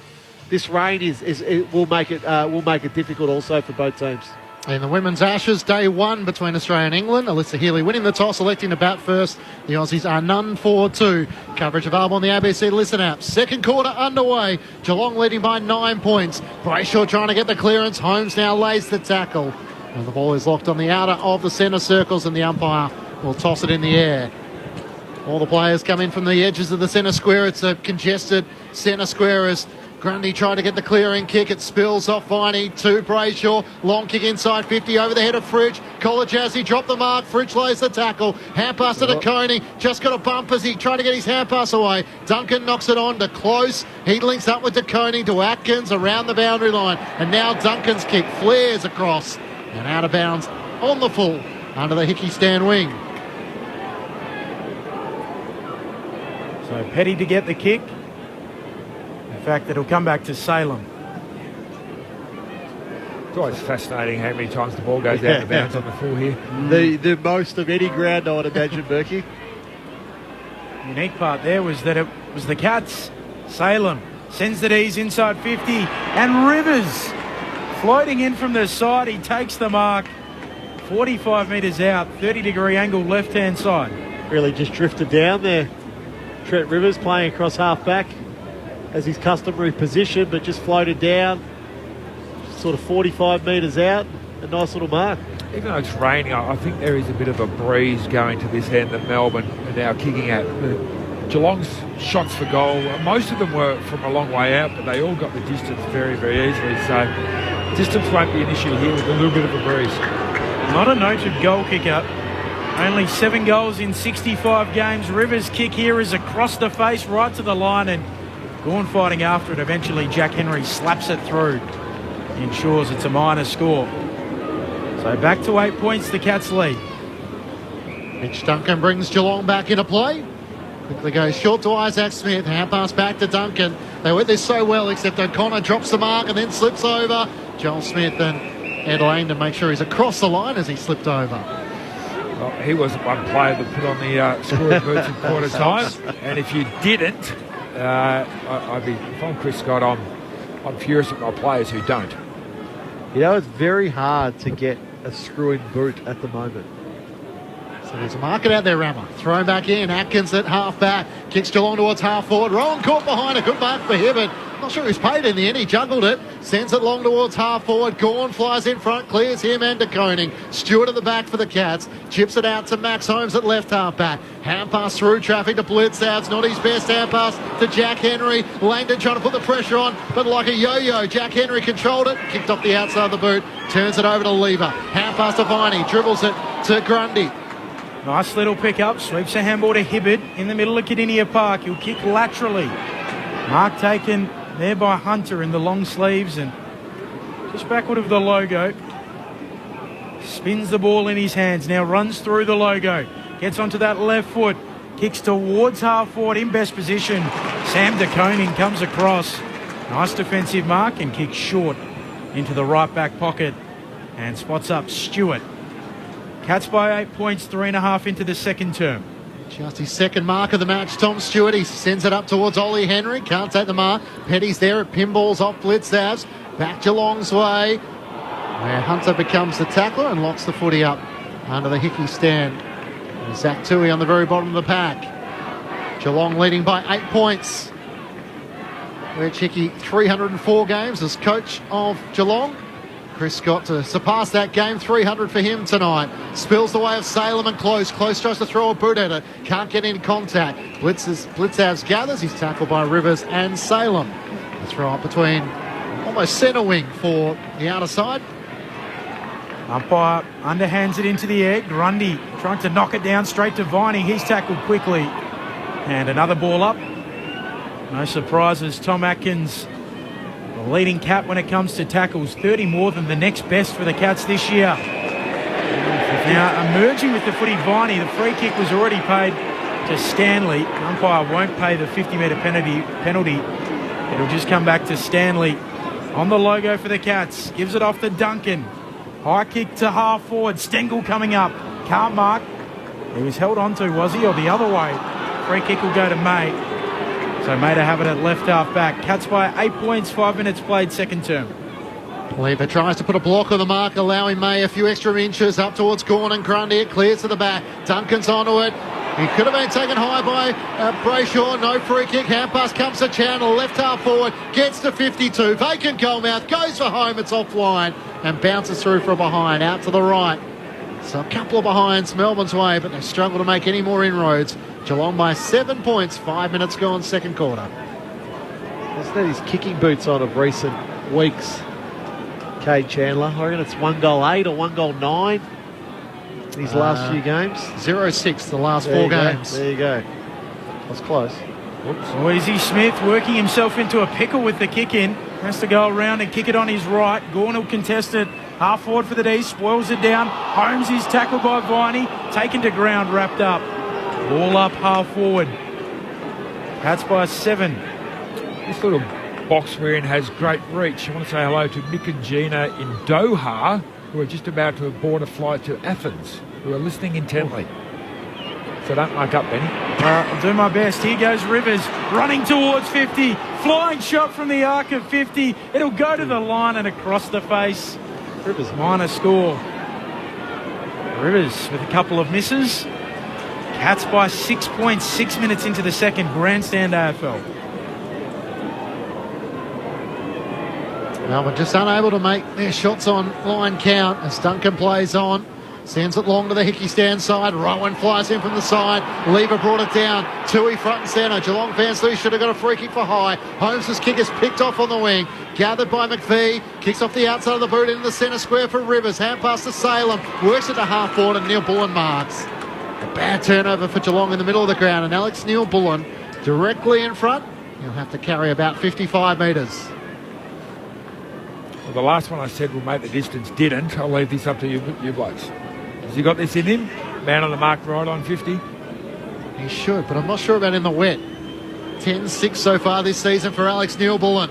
Tries to get rhythm to give it everything he's got. It's out to the right. It'll clear Grundy and off the hands of he and Stanley through for a minor score. Melbourne 2 goals 5-17 to Geelong 3-4-22. The Demons having a lot of it through the opening 7 minutes of the second quarter. Stewart brings it in, kicks into the centre square. May goes up. He can't take the mark down at ground level. Hibberd loses it. Cats come up with it. They're quickly back the other way. Handball towards Rowan. He's tackled quickly. Gets it out. Hawkins' handball smothered. Comes back to Hawkins in the middle of the ground. He's tackled by Hibberd. And the umpire lets them go for a moment until he comes in to ball it up. 5 points the Cats lead. Nearly 8 played in the second term. Grundy slaps it away. Rowan onto it though. In the middle of Cardinia Park. It spills to O'Connor. His quick kick. Straight to McVee for the Ds. Handball to Viney. To Salem. Kick to Chandler. Between wing and half forward. Had Hunter on the overlap. He's not sure. He decides to try and draw Stewart with a hand pass to Salem. It kicks into Stewart. He's such a good defender, Tom Stewart. Forced Melbourne to make him an error. And in the end, they chose the wrong option. Out of play for a throw in. Left half forward for the Ds. Max Gorn's gone to full forward alongside Sam DeConey. Well, hopefully that'll draw the ball deeper because both sides are kicking for goal from 45 to 50 metres out from this end. None of them have been able to get the ball really deep into that goal square. 13-9, the clearance is Melbourne's way. The non-officiating umpire has said what? Let's throw it in. So out of play at left half forward for the Ds.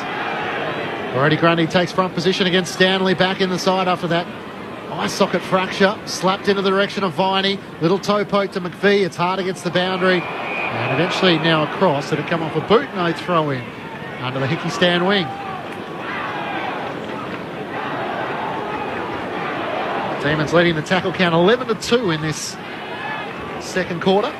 Waiting for our first goal of this second term. Grundy knocks it down, looking for Brayshaw. Atkins pinches it for the Cats. Floats a spiral to half forward. Hawkins gathers on the bounce. Gives it off to Rowan. Runs through the attacking edge of the square. Eyes the goals. Chucky Rowan misses. Away to the right. It had everything in the build-up, bar the finish. That's out by 7. Stephen May went for lever. Rowan slides in. Can he redeem himself here? Hand pass to Ollie Henry around the body. It's offline and bounces in front of Isaac Smith and Harrison Petty. Through for a minor score to the left. Yo-yo on the scoreboard, but it's all behinds one way or the other. Geelong leading by 7 points at the 10-minute mark of the second term. Matt Clinch and Ben Cameron calling the action. Adam Romanascus, Nathan Burke and Mitch Cleary with you for Thursday Night Footy. Was Henry having a shot then or passing it? No doubt having a shot. Should have passed it. Hibberd with the kick in front there, able to bring it down blitz up, straight towards close. His handball chopped off there by Jordan, gets a handball out. Petty, he's tackled quickly, holding the ball. The Cats win the free kick at left half forward. It's going to Bowes. Jack Bowes, highly publicised move to the Cats in the off-season. Sets it up towards the pocket, looking for Hawkins in front. Langdon drops the mark, knocks it out to Lever, who gives it off to Jordan. A high kick for the D's to the wing. De Koning drops the mark.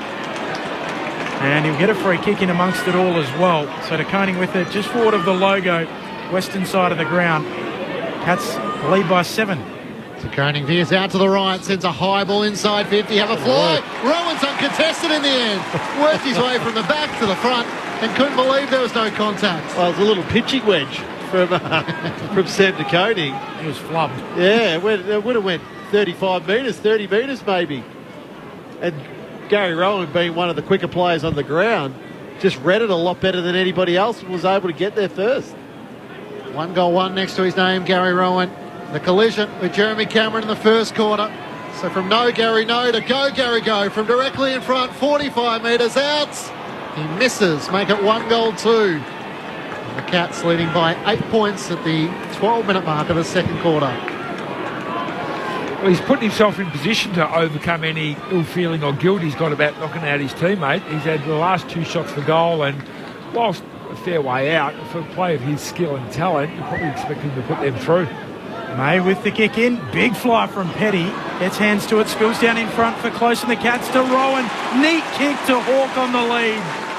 Tom Hawkins claims it. And Rowan, he was able to just nurse his kick under the advancing player's arms and get it onto the chest of Hawkins. That was clever. I don't care how good a defender Stephen May is. When a full forward just shoots forward like that, and the kick is out in front, you can't defend it. It's impossible. It amazes me why more forwards don't do exactly what Tom Hawkins did. That was Platten Dunstall-esque. Third on the all-time goal-kicking list for the Cats. Tom Hawkins does what Tom Hawkins does. Puts it through the middle for another goal. The first of his second term. 4-7-31 plays 2-5-17. Cats out by 14, 13 minutes into the second. I was thinking more Burke Lockett than sort of Platt Dunstall. But well, that's what Berkey wanted to say. I know. I did it for him. I did it for him. It's sort of, we work together as a team here. Smart. It was Ramasalmon, I think. It's Zach Guthrie again. So Zach Guthrie's in that contest there where he spoils the ball. He's having a quietly really good year for Geelong this year. He's obviously a premiership player for the Cats, but really found his spot now in the team as that halfback flanker. Just a spoil there, allowed the spillage, allowed Gary Rowan to run onto the ball to get to Hawkins. Back in the middle, no clearance on offer, but a free kick is. As Petrarca will get a free kick for in the back against Bowes. Half pass comes to Brayshaw. Sends Melbourne inside 50. Pickett 1-on-1. He didn't go for the ball, Cosy in the end. Hughes couldn't hang on to the mark. And now Duncan's over the top of Pickett. He needs to try and knock it out. The umpire gives him the benefit of the doubt. Left forward pocket for the Demons. 14 minutes gone, second quarter. Geelong by 14. Up it goes. Blitzarb slaps it out. Immediately to Tui, who's quickly tackled by Hunter. Handball straight to the boundary, deliberate. Insufficient intent. And the D's will get the free kick. It'll be taken by Petrarca. So Petrarca sets it up towards the hot spot. Pack forms. Blitzarves can't mark. Duncan Robes. Handball to O'Connor, to Kolajasny. Just pushed as he kicked, and he'll kick it out on the full. Beyond the defensive arc, so the D's with it initially at left half forward. Now they'll have it at right half forward. And the free kick will go to Judd McVie. One of 8 Demons who have played every game so far in season 2023. McVie sends it long towards the goal mouth. Caught in from the side. The mark is Neil Pullins at the very back. All eyes are on a flying Max Gawn. And it just landed in the lap of Neil Pullen. And there was nothing Jed Buse could do but look and go, how did that clear everyone? In fact, it's Joel Smith who's taken the chest mark. I was expecting him to be flying on shoulders. It wasn't. And he's on a 45-degree angle with the rain bucketing down. And a chance to close the gap for Melbourne of single digits. Joel Smith, with 1 goal already tonight, comes in, steers it through, puts through his second. And a goal apiece in this second quarter, which took 12 minutes for the first goal. Now we have 2 after 15. As the Demons get the quick response to close it back to 8 points Geelong's way. 4-7-31 to Melbourne 3-5-23. Joel Smith seems to be working okay. He's starting to double his goal-kicking tally. He's now up to 4. He's got amazing athletic ability and football ability. He can mark, he can dig. He's pretty much the whole package. But they've just got to get on a bit of continuity of game into him, continuity of position on the ground. Yeah. And he really can be anything. He's a bit of a coach's dream. He's sort of a coach's thing. I've got this talent here. What do I actually do with this talent? Mouldable. Yeah, how can we actually turn this into something special? And playing forward in that one position, hopefully he can do it. Viney picking it up on the centre bounce. He runs away from a couple. Goes a long way as well. Eventually kicks inside 50. At the back, unable to mark Van Rooyen. Now a live footy, just inside attacking 50. Chandler onto it. Gives it off to Hunter. He'll pull it back towards full forward for the D's. Piling on top is Smith. Fretch tried to extract it in the goal square. Knocking it on. Kicking in danger. Free kick. And it'll go the Cats' way. And Buse will get the free kick. Cats by 8 points. The rain getting a little heavier again. 16.5 minutes played second term. Because he picked it just the one possession so far, you think with the rain coming down, ball on the ground, he needs to get into the game. Here's his kick, found Jack Henry. I think it's a really good point, Berkey. And to get into the game, he needs to start applying some forward pressure, which he's known for. He's just trying to mark the ball, basically, at the moment. Up towards Reece Stanley, but caught behind Brodie Grundy. Sends Melbourne back inside 50. Kolajasny spools it away from Fridge, who then lays a big tackle on Buse. The ball locked up 40 metres out from Melbourne's goal. Such an excitement machine, Cozzy Pickett, but just can't get going at the moment. Yeah, well, he needs to reset his game. I think when that happens, it happens to all players. You reset your game, you go back to what got you there, and pressure is what got Cozzy Pickett. Braun with the clearing kick, but on the bounce, Stengel gathers and takes it out. A throw in between wing and half forward. Here for the D's, attacking the Barwon River End in this second term. Interesting to note, teams 1 and 5 coming off the bye this year, but the one win was when the 2 teams coming off the bye played each other, St Kilda and Sydney. So teams haven't fared well coming off the break, Rammer. You're shaking your head out. Don't you like that? Ball at half forward here for the D's. Getting onto it quickly there is Tui. Knocks it out towards Kolajasny. Here is Pickett. Clean pickup. Sweeping handball. Fritsch in the pocket. Snaps it back. Getting involved there. Here's Jack Henry for the Cats and breaking it up. He sees it out. A throw in the left forward pocket. I think teams drinking too many pina coladas during the bye. That's 4 days off. The trend is your friend. 4 days off in Noosa, not good for footy. 8 points, the Cats lead. It's good for the mind though, Berkey. Where's Mason Cox? He was in Bali. He looked like he was having a good time. Thrown back in. Spills the way of Jack Viney. He can't break away, and the ball is stuck underneath him. And Tanner Bruin. So joking to go. He was doing television interviews. He was nowhere where he could get in trouble. Their players go in there mid-season break. Punch forward by Stanley in the direction of Isaac Smith. Can't take it cleanly. Shoveled out a throw to Viney. Got away with it. Sidestep, swung onto his left. Long towards the goal line. Can it get there? Smith's there. And it's spoiled away from Joel Smith from Tom Stewart in the driving rain. In fact, it's behind his scored. It was over the line as Stewart's fist was punched through. And the kick-in will go the way of the Cats. Geelong leading by 7 points. That should be a ball up. You can't handball out of the goal square. No. So Mitch Duncan handballed that ball to Tom Stewart out of the goal square. That should be a ball up. Here goes Stewart. Long kick towards the wing. At the feet there of Grundy. Holding free kick. It's going to go the way of Grundy. For some reason, Rama, they changed that rule. Did they? Yeah. It used to be. Yeah. But it happened a couple of weeks ago as well. And yeah, they've actually changed it. Now it's just a mistake. You get another go. A lot of forgiveness in the AFL rules at the moment. You get a mulligan. Yeah. Grundy I got some mulligans in my golf game. Reg Hickey stand wing. He looks into the pocket, trying to find a leading Fritsch. Getting back Atkins. Raises it off his knuckles and just keeps it out of the reach. There of Fritsch. It's 12 inside 50s to 4 in Melbourne's favour in this quarter. It's all being played at the Barwon River end. Cats lead by 7 points, but the D's are coming. In the driving rain, the throw-in clears the 2 rucks. Cosy pick it onto it. Tackle when he didn't have it. Surely no whistle. Ball pinballs around. And a chance for Stanley, although he can't clear the congestion as Van Rooyen lays the tackle. Just 25 metres out from Melbourne's goal. Van Rooyen and Stanley tangle. Spills down. Pick it on the move once more. Volleys it this time. And puts it through. Just what Melbourne needed. From their number 36. Something to spark them to life. And the Cats lead is cut to a point. Melbourne 2-1 so far in this second quarter. And the last 2 goals of the match. 4-6-30 to Geelong 4-7-31. At the 21-minute mark of the second term, Cosy Pickett on the move, Adam Romanascus. He was absolutely on the move. And that's what he's got to do. Like, he can't...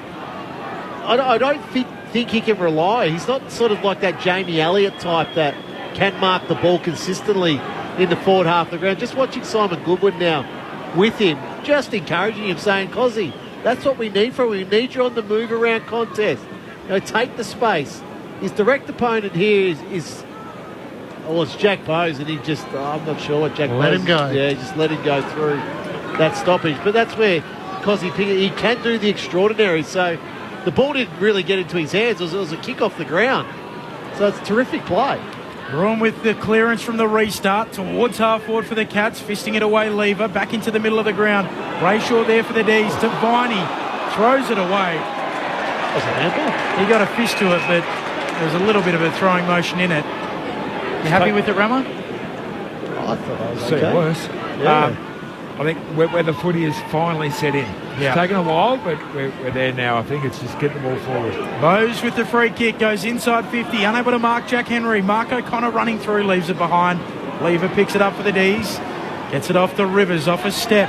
High kick beyond defensive 50. Gawn can't mark. Attacking it, Stewart. Soccering it on in the end, there is Bowes. Again, Rivers there for the D's. Handball to Sparrow, to Salem. And he chips a kick towards Smith, who'll jump to take the chest mark. Just backward of the logo for the D's. Joel Smith gets the hand pass to Langdon and smothered by Atkins. Spills to Kolajowski. Great tackle by Langdon. Not rewarded. Play on's the call. Myers knocks it to Atkins. Can't tuck the Joel Smith tackle. Have to be careful. That wasn't a driving tackle. Little toe poke from Bowes. Sparrow, though, for Melbourne. Tries to shovel it forward. Knocked it along the turf, but only to Buse. Hand pass to Atkins. Another go for him. Viney with a dumping tackle. Spills the way of the Cats. Hand pass picked off by Hibbert, who received it from Bowes. He kicks it long, but out to the Hickey stand wing. And the mark is taken by Van Rooyen, who swings onto his right. A one-on-one, Fritsch and Jack Henry. Fritsch went for the climb. Henry stayed down. Free kick against Bailey Fritsch. Hands in the back. And Henry will take it in the right back pocket for the Cats. Is that the play in the driving rain, do you think? In terms of from Fritsch? Yeah. No, absolutely not. Clearing kick from De Koning out towards the Reg Hickey stand wing, and it'll bounce out and a throw in. Cats by the smallest of possible margins. 4-7 to 4-6. You joined us late. Jeremy Cameron subbed out of the game. KO'd in a collision with his teammate Gary Rowan in the first quarter. Emerging with it, Bruin. Handball away to Buse. Cats through the middle. Handball chopped off by Lever. Lever's handball chopped off by Bruin. Cats back the other way. Gives it off to Close. He'll chip it to half forward. Bouncing ball. Coming out, doing well, Hibbard. Slaps it down to Petty for the D's. Just gets a handball away to Viney. And on to Langdon. All under tight confinement. O'Connor forced the turnover. Closest kick to Holmes on 50. Sidesteps Rivers. Centering ball for Stengel. It's over his head. Hibbert's racing after it. Isaac Smith the other way. Smith careful not to pull on his back and eventually rolls out in front of Tyson Stengel in the left forward pocket for Geelong. Mitch Cleary on the boundary. Just on that Jeremy Cameron incident in the first quarter, knocked out, taken to the rooms. The Cats have just provided us an update saying Jeremy Cameron has been taken to hospital for further assessment. He was responsive in the rooms and in good spirits. So Jeremy Cameron off to hospital. Thanks, Mitch. Geelong leading by a point. Inside 50, thrown in. Blitzabs knocks it down, but it's Melbourne through Sparrow. Hand pass to Brodie Grundy, links up with Langdon. Kicks a high ball up the wing. Gawn's underneath it. Players come from either side. Stanley and O'Connor. Spills down the way of Blitzabs. He's wedged in a tackle from Sparrow to Joel Smith, and he'll be penalised holding the ball. Melbourne to take it back in front of the two benches. Geelong by a point.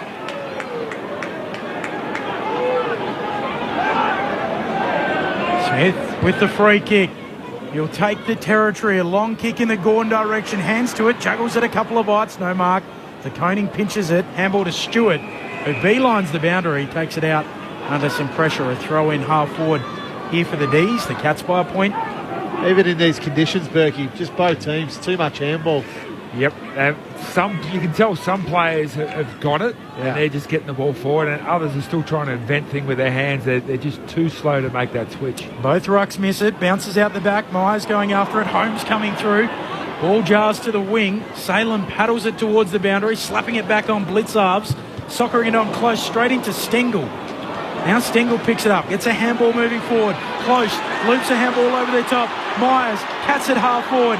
Handball to Hawkins, has a man on, wants to switch it all the way to Tui. He can't mark.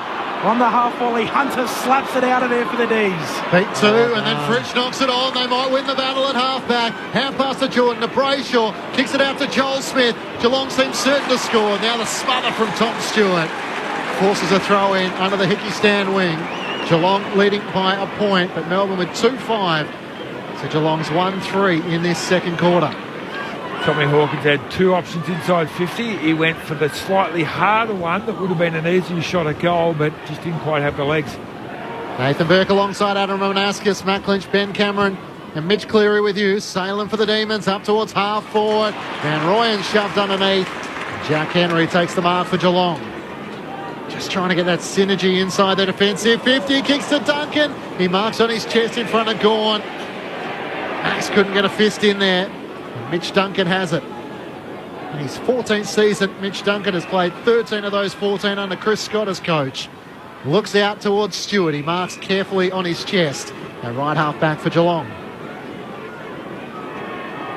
Stewart accepts it. Mitch Duncan, 357 of his 265 games under Chris Scott. Long kick towards the wing here from Stewart. It slides off a number of hands and out of play. Throw in right beneath the Reg Hickey stand wing. Game number 300 as the Geelong coach for Chris Scott today. Closing in on Reg Hickey, the all-time games coaching record at the Cats with 304 games, and Chris Scott, one of the great exponents of the long sleeve polo as well. With the clearance, Petrarca kicks to half forward. No mark taken there for the D's. Live footy, picking it up Atkins. Goes again Atkins, and again, eventually soccers it out. And then Duncan will arrive and pick it up for the Cats. And held in a ball up between wing and half forward, Geelong by a point. I don't mind the long sleeve polo. You don't see many of them. No, just looking straight across the Reg Hickey stand. Will that stand to our left near the Chris Scott stand? Brayshaw inside 50. Van Rooyen back heels it to Neil Bullen. Trying to knock it on to Joel Smith. Under pressure, Duncan's hand pass. Petrarca was looming. Fritsch's tackle was that too high. Play on's the call. And Zach Guthrie somewhere in there, wedged underneath. I'm not sure you can. Can you change his stand name, Berkey? The one to our left, what's the new one being called? Well, it was the Ablett Terrace. Ah.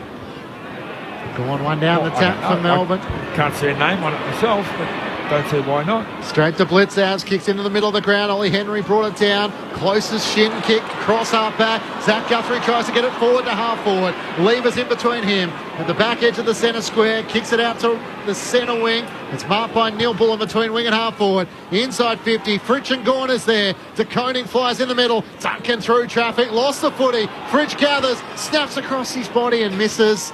It eventually goes through for a minor score to the right. There's a couple of players down. Kolajasny is slow to rise. Scores are level at 31 apiece. Approaching half an hour gone, second quarter. I think the obvious name for the stand is to recognise the two greatest players in the club's history. Long kick in, fisted back inside, attacking 50 for the D's. Fritsch is onto it. Handball to Viney. Handball to Brayshaw. Brayshaw will snap towards goal. It'll go right towards the line.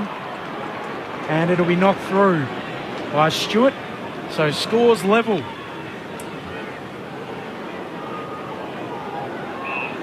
+1 for the D's. +1 keep for the the last D's, yeah. two behinds. First time Melbourne have led so far tonight. They've had to claw their way back in this second quarter. Tom Stewart with the kick-in duties. Looks for options at right half back. Sends it long towards Zach Guthrie. Neil Bullen flies. Can't impede in the marking contest. Takes the mark at left half back. Quickly to Kolajasny. Kick didn't suit Stanley, who surely gave away the free kick in from the side. Made contact with the arm of Stephen May. He'll take the free kick.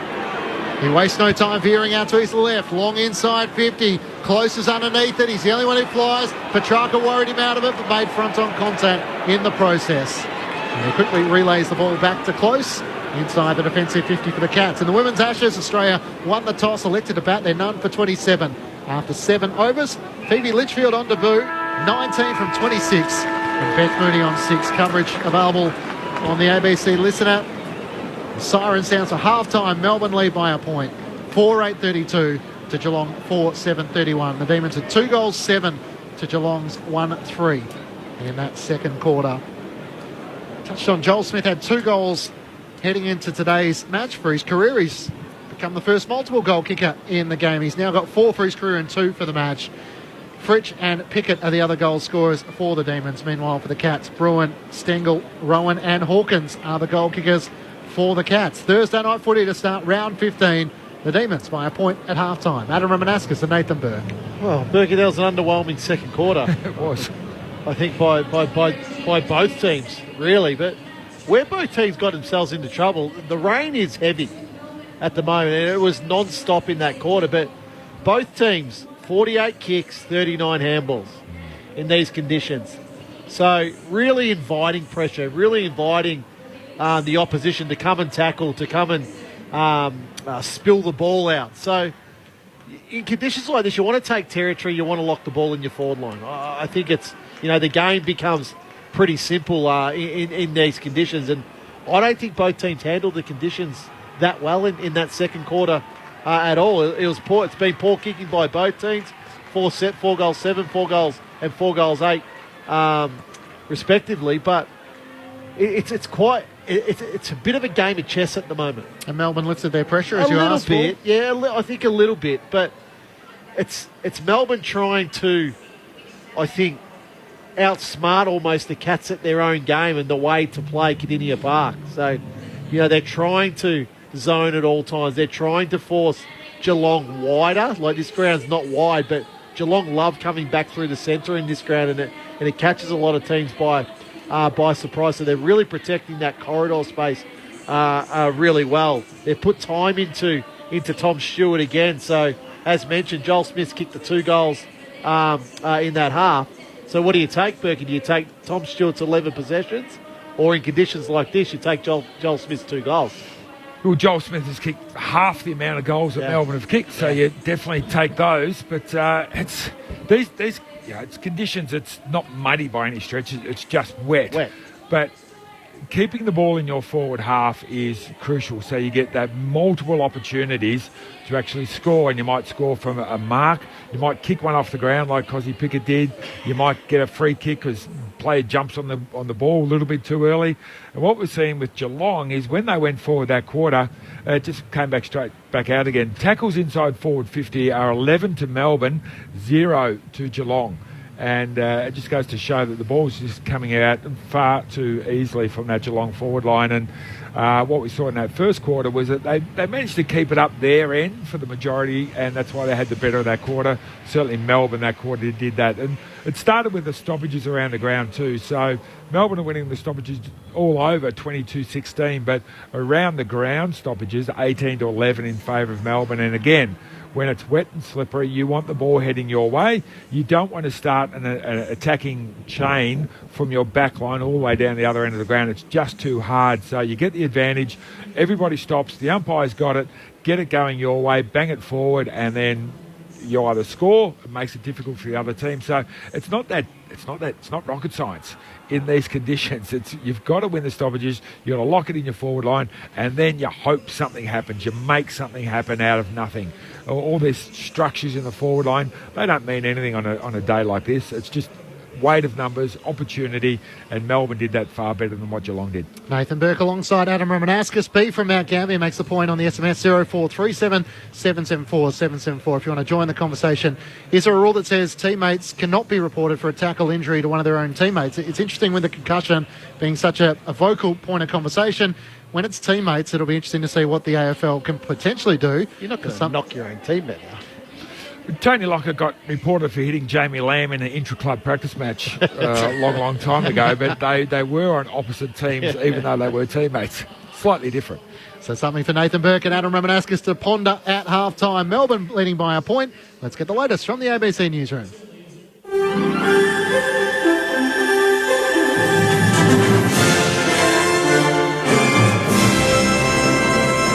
ABC News with Glenn Lauder. More ships have joined the search for the missing submersible in the North Atlantic in a final desperate bid to rescue the 5 people on board before their oxygen runs out. Barney Porter has the story. It's now 4 days since the submersible disappeared while descending to the wreck of the Titanic, but Sean Leet from the Meow-Begek Maritime Services hasn't given up. We have to hold out hope, and we'll continue to hold out hope until the very end. Many obstacles remain, from finding the vessel to reaching it with rescue equipment, then bringing it to the surface if it's still intact. Scientist Michael Williams survived an accident during an expedition to the Titanic 3 years ago. Given the evidence, it had to have been some kind of overall catastrophic failure. The oxygen is expected to run out later this evening. The federal opposition says the Voice to Parliament referendum should be called off if the Prime Minister isn't confident it'll succeed. Legislation setting up the referendum passed through Parliament this week, and the poll is expected to be held in the final 3 months of the year. Some opinion polls have seen support for the Yes campaign slipping, others have held steady. The opposition leader, Peter Dutton's told Parliament if it won't succeed, it shouldn't go ahead at all. If the Prime Minister is going forward with a constitutional change that he believes is going to fail, that will set back reconciliation, then it is incumbent on this Prime Minister to stop that course of action.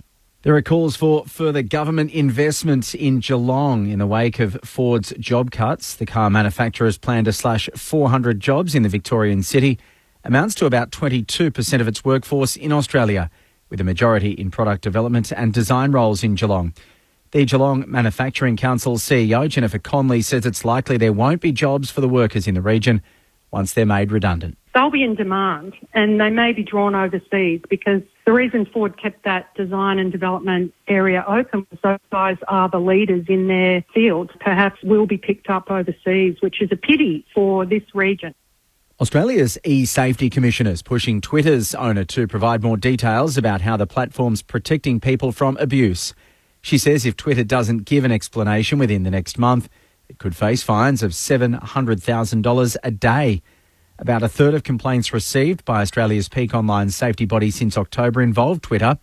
Commissioner Julie Inman-Grant says the platform's lax moderation is putting minorities at risk. This further entrenches inequalities and it further amplifies hatred, but it also has a real cost on individuals, society and democracy as a whole. Victoria's Auditor General says the state's Justice Department is failing to meet the needs of prisoners with an intellectual disability and acquired brain injury. Leanne Wong has the story. In a new report, Victoria's Auditor General says the state's correction system isn't properly supporting some of their most vulnerable prisoners. An estimated 42% of men and 33% of women in Victorian prisons have an acquired brain injury, but the Auditor General says the Justice Department doesn't currently know the exact numbers, let alone who requires specialised support. The report warns that some of those prisoners are missing out on vital services that could reduce their risk of reoffending and has recommended increased oversight of support services. The US Treasury Secretary is calling on the World Bank to add disaster clauses to debt agreements with poorer countries. Speaking ahead of a summit in Paris, Janet Yellen suggested the World Bank should offer the option to add climate-resilient debt clauses to their loan agreements to ease pressures when natural disasters strike. Ms Yellen says while change won't come overnight, the US will take important steps to improve the lives of people around the world. First, evolving the multilateral development banks and expanding quality development financing. Second, promoting macroeconomic stability and debt sustainability. And third, mobilizing public and private capital toward major challenges. French rescue workers are still searching for a missing person after a powerful blast brought down a building on Paris's left bank, injuring more than 30 people, 4 of them critically. The cause of the explosion is yet to be determined, but investigators are looking at a possible gas leak. The blast crumpled the facade of a building that held a private academy of design and arts. Health officials say some of the critically injured suffered severe burns. Initially, 2 people had been listed as missing, but 1 has since been found. That's it for ABC News. For more at any time, you can download the ABC Listen app. With the ABC Listen app, you can take the footy with you wherever you go. Off to walk the dog? Take the footy! Going camping? Take the footy! Picnic in the park? Take the footy! ABC Sport's expert coverage of the AFL Incredible grab! and the NRL. Every goal, try, mark and tackle, live and commercial free. He bounces it through! So whatever you're up to, Take the footy! take the footy with you on the ABC Listen app. Hello, I'm Patrick Stack, and if you like great stories and you enjoy sport, then I reckon you need ABC Sport Daily in your life. It was an extraordinary achievement to win a tight finish. A really big, important chip shot, and he turned to Wyndham Clark and said, be an athlete. Yeah, I think many Americans over the age of 25 would not be across the Cavender twins. I think these cats have used up too many of their lives. It's a daily sports conversation, and it's called ABC Sport Daily. Find us on the ABC Listen app. Grandstand AFL. Now streaming every match on the ABC Listen app. Look for the AFL button. Hey, with the kick in, big fly from Petty. Gets hands to it, spills down in front for close, and the Cats to Rowan. Neat kick to Hawke on the lead. Tom Hawkins claims it. Third on the all-time goal-kicking list for the Cats. Tom Hawkins does what Tom Hawkins does.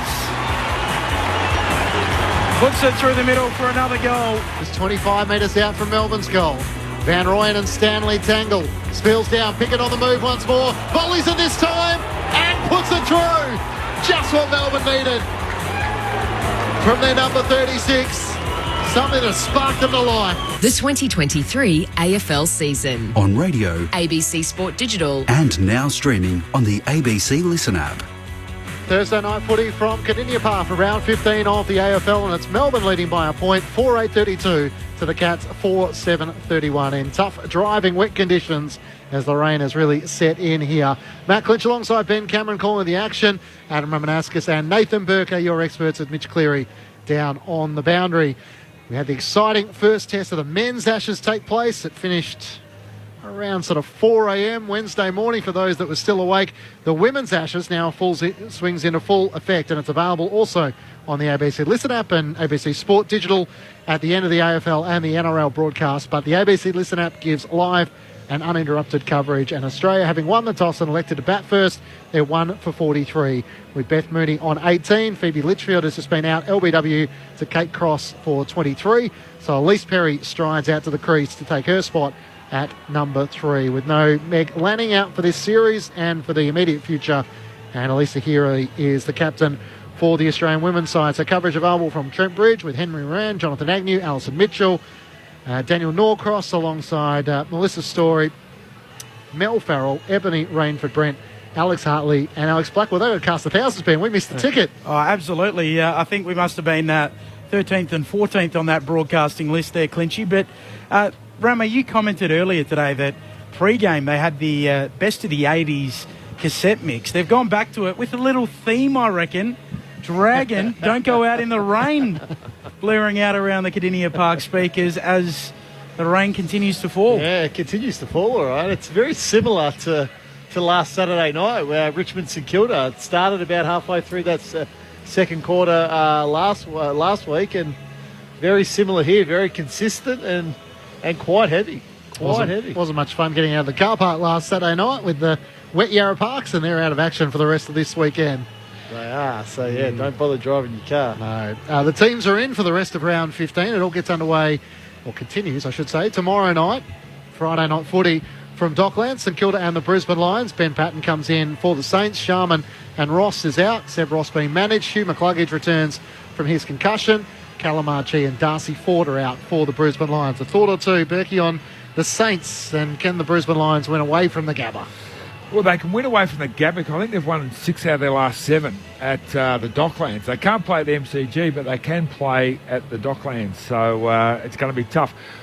Cooper Sharman, he's stiff. I like the way he goes about things. Caminetti has been the preferred key forward, but Sharman comes in as the sub and has exactly the same number of stats and possessions as what Caminetti does for the whole game. So I would have rather them persevere with him, but they haven't, and Ben Patton comes in, who's a completely different style of player, a smaller player, so perhaps they're thinking it's going to be wet again tomorrow night, but they're playing under a roof, so that was a stupid thing to say. Just got to admonish myself, whack myself. Burke's whack-yard has expanded to even himself, the man in the mirror. I said it, I realised what I said. It was stupid, you idiot. But they can do it, but they have to get their defensive structures right, and they fell down against Richmond last week, even in the wet conditions when you think they'd come to the fore. So if they don't get those defensive structures right, they're no chance. So Brisbane for you?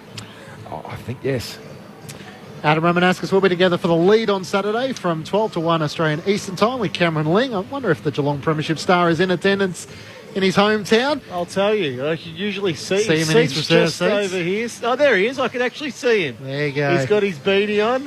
So that's a Paddle Pop line. Yeah, it's a promo. He keeps telling us that he paid for these seats, but we all know the truth of the matter, that no, he did not pay for those seats. So he's got a can of spray paint riding the Cameron Ling stand on that new stand over there. I thought you were going to say you were going to put the binos on the Cameron Ling box.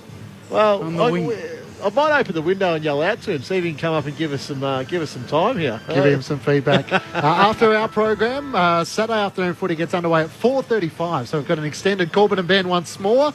Great to hear Mark Murphy's thoughts. He got the Blues back on the winners list. Sydney and the West Coast Eagles to follow. The Swans get Heaney, Mills and Logan McDonald back in. Yeah, the West Coast Eagles move the Magnets once more with Elijah Hewitt to come back in. Williams, Duggan and Barris come in. Saturday night, just a standalone game with less games this weekend. Frederick and Darcy return for the Dockers. Sean Darcy comes in. Banfield, O'Driscoll and Sturt out. The Bombers get Parrish and Kelly back in for D'Ambrosio, Hine and Draper. Sam Draper all of a sudden looks a bit of an out for the Bombers.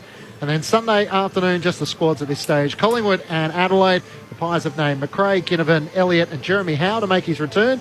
Reef McGuinness is the only out at this stage at Collingwood, and Cook, Schoenberg and Gallant come in for the Crows. And for the Gold Coast Suns up against Hawthorn, Brandon Ellis, Burgess, Wellup, Flanders, Lemons are all named in extended squads with Granger, Barrass, Green, McGuinness and Frost for the Hawks. The big talking point was the concussion of Jeremy Cameron in the first quarter. Unfortunately, it was friendly fire from Gary Rowan. We had a delay of around 6 or 7 minutes. Mitch Cleary bringing us the latest that Jeremy Cameron has been taken to hospital for precaution. Berkey, so much has been said around the AFL trying to prevent concussion, the dangerous tackle. There's not much you can do, can you, when it's your own teammate? No, absolutely nothing at all. And it just goes to show that in this game, accidents do and will happen. And you can't legislate against all accidents, whether they're your own teammates' friendly fire or the opposition hitting you accidentally. It's just the way the game is played. Can we just go back a little bit as well, Berkey? Can we get back to this story? So Plugger snotted a teammate in an intra-club practice match. Yep, and Who got was reported. it? Jamie Lamb. So he's whacked Jamie Lamb. So they were opposite sides in the intra-club, and he got reported for it. Did he miss weeks? Got reported for it. No, he didn't miss weeks, but he had to go up to the tribunal. And those days, every report went up to the tribunal, and he did. He had to go up to the tribunal and plead his case. And naturally, Jamie Lamb gave him a fairly good player's reference. He wasn't the greatest witness of all time. Good luck rocking up the Tuesday, Thursday training. He did. He said, no, we need him on Saturday. So was their relationship fine? Jamie was from Ballarat, as was Plugger was, and in those days Plugger was living in Ballarat, so the two of them would drive down to training together with Danny Frawley and a few others, and he was told, get into Plugger, and so he was giving him a couple in the ribs, and very quiet, mild-mannered fella was Jamie, but Plugger had enough and turned around and snotted him. So what did Plugger say was his reasoning? No, I don't think anybody asked him for a reason. No explanation needed. Don't stand in the hole. Yeah, exactly. It's quite amazing that a few of those boys travel from Ballarat to Moorabbin for training, and those there was like half a dozen of them would squash in the car, and despite being very well-paid footballers, it's amazing how often that car would break down and they didn't actually get to training. It's the wrong side of town too, isn't it? So it's not even as if you've just got to come in. You've then got to continue past the Westgate and all the way to Moorabbin. Yeah, Greg Burns was coming from Snake Gully, which was an extra sort of 20 minutes the other side of Ballarat as well. So, those were the days. Not like teams these days. Melbourne are treating this like an interstate trip. They train in Geelong the day before. They're staying in Torquay, and they're hoping that'll give them the edge coming off the bye. And you're right, it is amazing that Geelong allowed them to train here. I can't believe yesterday. That must have been a directive from the AFL. But in saying that, the AFL don't own this ground. They've got nothing to do with this ground. No. So Next it time might have been in the goodness of Geelong's heart. Yeah. Next time they play at the MCG, will the Cats get a run there? I doubt it. An arm wrestle in the wet so far. Melbourne leading by a point as we get the second half underway. Here's Ben Cameron. Grundy opposed to Stanley. He's tapping it down, Grundy. It's suckered forward by Petrarca towards half forward. Picked up there by the Cats, and Tui, he'll tumble it inside attacking 50. May will fist it away. Onto it, Brayshaw. Gets it onto the boot. Squeezes a kick towards the wing. Trying to gather it, Stewart. Picking it up there, Jordan for the D's. Gets it out to Hunter. He'll snap forward of the wing. Trying to pick it up. Henry, he loses it. Pick it onto it. Kick smothered. Ricochets around the boundary. And out of play. We'll get a throw in between wing and half forward. Melbourne leading by a point. 35 seconds travelled. Third term. Grandstand AFL on this Thursday evening in a wet Geelong. We'll see which coach stressed wet weather footy at half-time and which one said, keep playing the way you're playing. Stanley right over the back of Brodie Grundy. Non-officiating umpire says that's a free kick. And it'll go Melbourne's way. In fact, it's Christian Petrarca who ends up with it. Centre wing turns on his right. Long towards Gawn at full forward. Reaches up to Koenig. Spoils it down. Onto a College Asney. Trying to fend off Chandler. Now he's got a problem. Slings him to the turf. Umpire doesn't blow his whistle. Buse is over the footy. And it's locked up with a tackle from Jack Viney. 35 metres out from Melbourne's goal. That was a case of neither umpire blowing the whistle, looking at each other, expecting the other one to do it. Gawn having started at full forward in this third quarter. Petrarca couldn't gather. Buse's kick didn't clear the congestion. Spills to Hunter. Good sidestep. Hand pass to Petrarca. Spills onto his right. It won't have the journey. Van Rooyen underneath. Tapped it down to Joel Smith. Back to Van Rooyen. Hand pass to Chandler. Ducked the knees. Got through. Swings onto his left and misses. To the left-hand side. Through for a minor score. Melbourne lead by 2 points after 2 minutes to start the third quarter. Zach Tui, you were very lucky then because you were standing next to that Melbourne player and you just let him do what he wanted. Duncan turns it over with the kick exiting the defensive 50 for the Cats. McVie marks, sends the D's back towards full forward. Big pack forms, no Mark Smith. Ball down at ground level, over at Buse. It spills out to O'Connor, gets it off to Duncan. He'll snap it straight to Grundy. Gets it back for the D's, kicks short laterally. And the mark taken by Hunter. 47 metres out, 5 metres in from the boundary line. Definitely not kicking the distance. He points to goal and a little bit of... That's where the umpires need to be smart and go, no, mate, you're not having a shot from there. You've got no chance. A little bit of standing water on the grass as well. It's just starting to pull. As Hunter sets it up as our experts expected towards full forward. Flying is to Koenig. He can't mark. O'Connor ends up with it. And he's tackled by Gawn and a ball up, 25 out from the attacking goal for the D's. Vaughan follows up and competes against Stanley. Spills down the way of Duncan, trying to dive on the footy. Buse's kick is smothered. Onto a Brayshaw for Melbourne. Hand pass out to Langdon. It missed him. Under pressure from Tui, who slipped into the long sleeves after half-time. Brayshaw's hand pass back to Hibbert. High kick inside the 50. Underneath it, Chandler flies. Blitzav spoils it away. Stengel couldn't take possession. Holmes volleys it in the middle of the ground. It worked to Hawkins. He looks up. He has options. Mark is taken by Myers. Players streaming forward. Out to Rowan at half forward. Inside 50. Gary Rowan steadies and puts through his second. Punches the air in celebration. Having been involved in the collision with Jeremy Cameron in the first quarter, knocked out of the match. Gary Rowan with his second puts the Cats back in front. They lead by 4 points, 5-7-37 to Melbourne, 4-9-33. You see it so often, Berkey. You know, Melbourne are locking the ball inside their forward 50. Probably 2 minutes. I know we're still only early in this quarter, but all the ball was locked in Melbourne's forward line. Chandler gets a behind. Ball locks back in their forward line, and then all of a sudden it spits out, and then it's just all systems go. You see Geelong's runners just going, and the best user going inside forward 50 in the competition has it in Graham Myers. Uses Gary Rowan then for his second goal. Back in the middle. Ending up on the ground is Stanley. Slaps it on there for the Cats. Onto it though, Viney around half-back for the D's. Handball looking for Salem, misses him. Salem goes and gets it.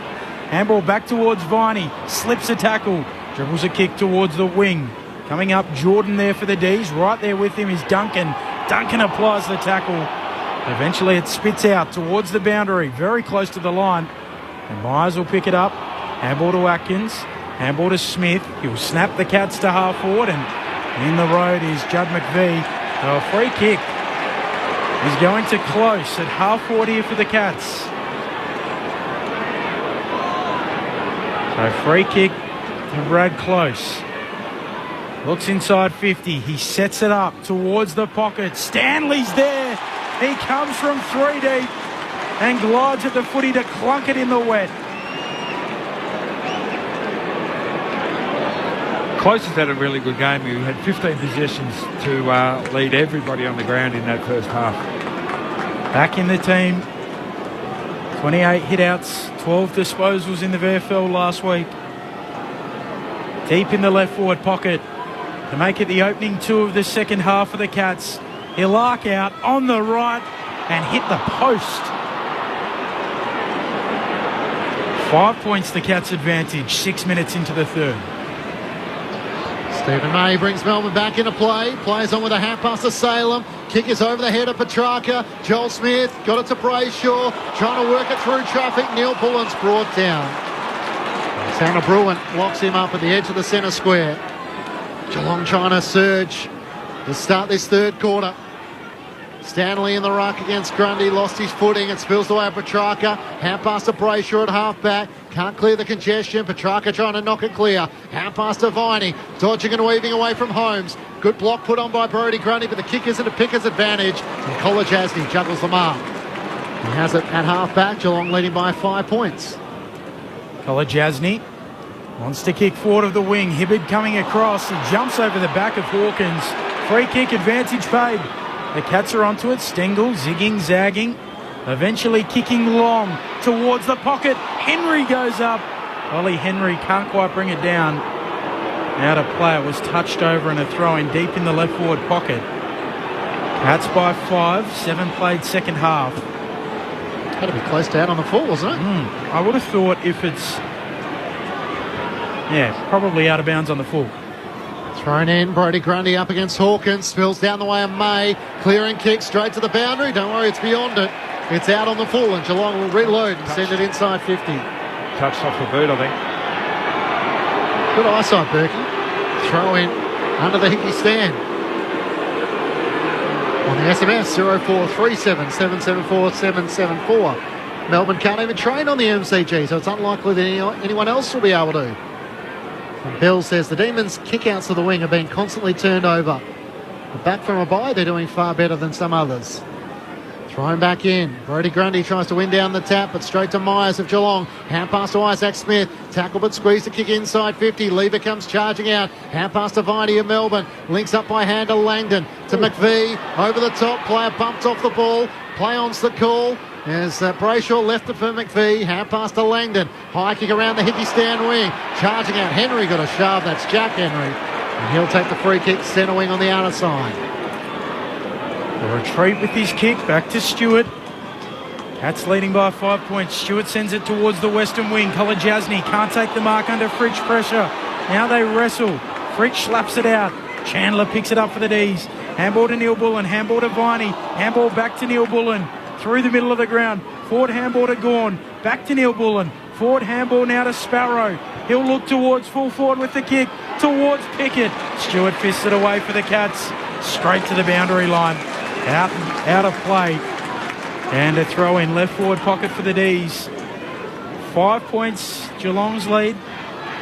9 minutes travelled. Third term Grandstand AFL. Your experts Adam Ramanauskas and Nathan Burke. Tom Stewart did that extremely well. He just left Pickett alone, knowing that if the ball was kicked to him, he'd get there and spoil it.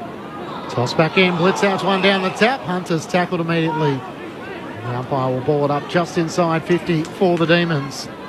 Geelong 5-8-38. Melbourne 4-9-33. From the ball up, O'Connor shoves a hand pass out to Tanner Bruin. Good sidestep around Hunter, not just once but twice. Swings onto his left, up towards Stengel, can't fly. Ollie Henry in the pack. Off hands, it gets to the back to Gawn. Hand pass to May for Melbourne. Squeeze the kick boundary side, and Sparrow marks between wing and half back for Melbourne.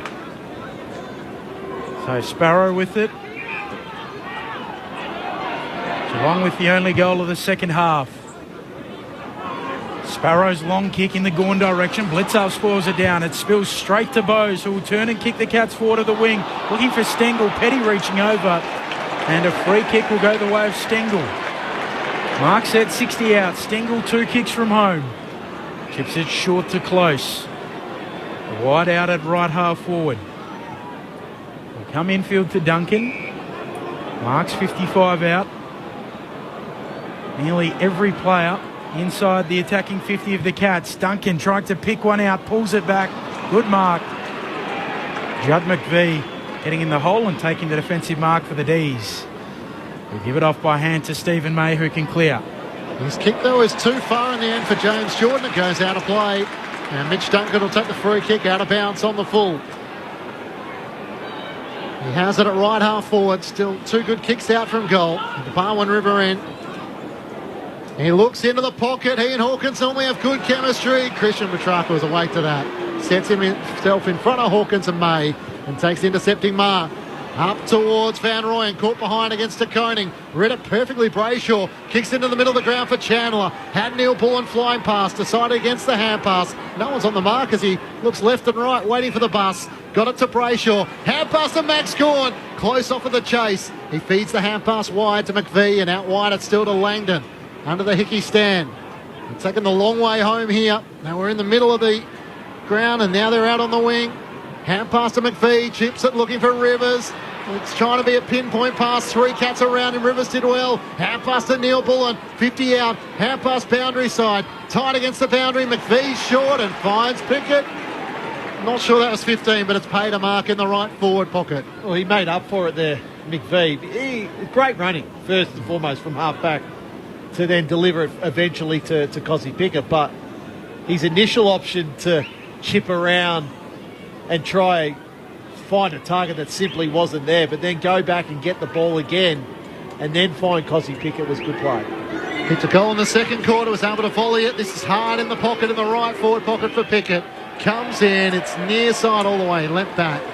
And you can hear the Bronx cheers from the Geelong fans as it goes the wrong side. And a minor score. Cats lead by 4 points, 12 minutes gone, third term. Short kick in from Tui. Stewart marks. Tom Stewart in the right back pocket. Low ball beyond defensive 50. Petty arriving late, puts his fist through it, straight to the boundary line. O'Connor slaps it on there cleverly for the Cats. The quick kick forward though from Myers. He's chopped off, but it spills to Atkins on the logo. Quick kick inside 50. Gawn drops it. He drops the mark, but he's recovered and saved by McVie. Or is he? He's wrapped up, holding the ball. Close tackles him. And the mark set 47 metres out, as good as directly in front. Maxi Gawn, he dropped the soda. Yeah, absolute sitter there. And that simply then allowed the pressure. And just that moment there by Max, they had two players back. Would have got him out of trouble. Now Geelong having a shot at goal. From right on 50, close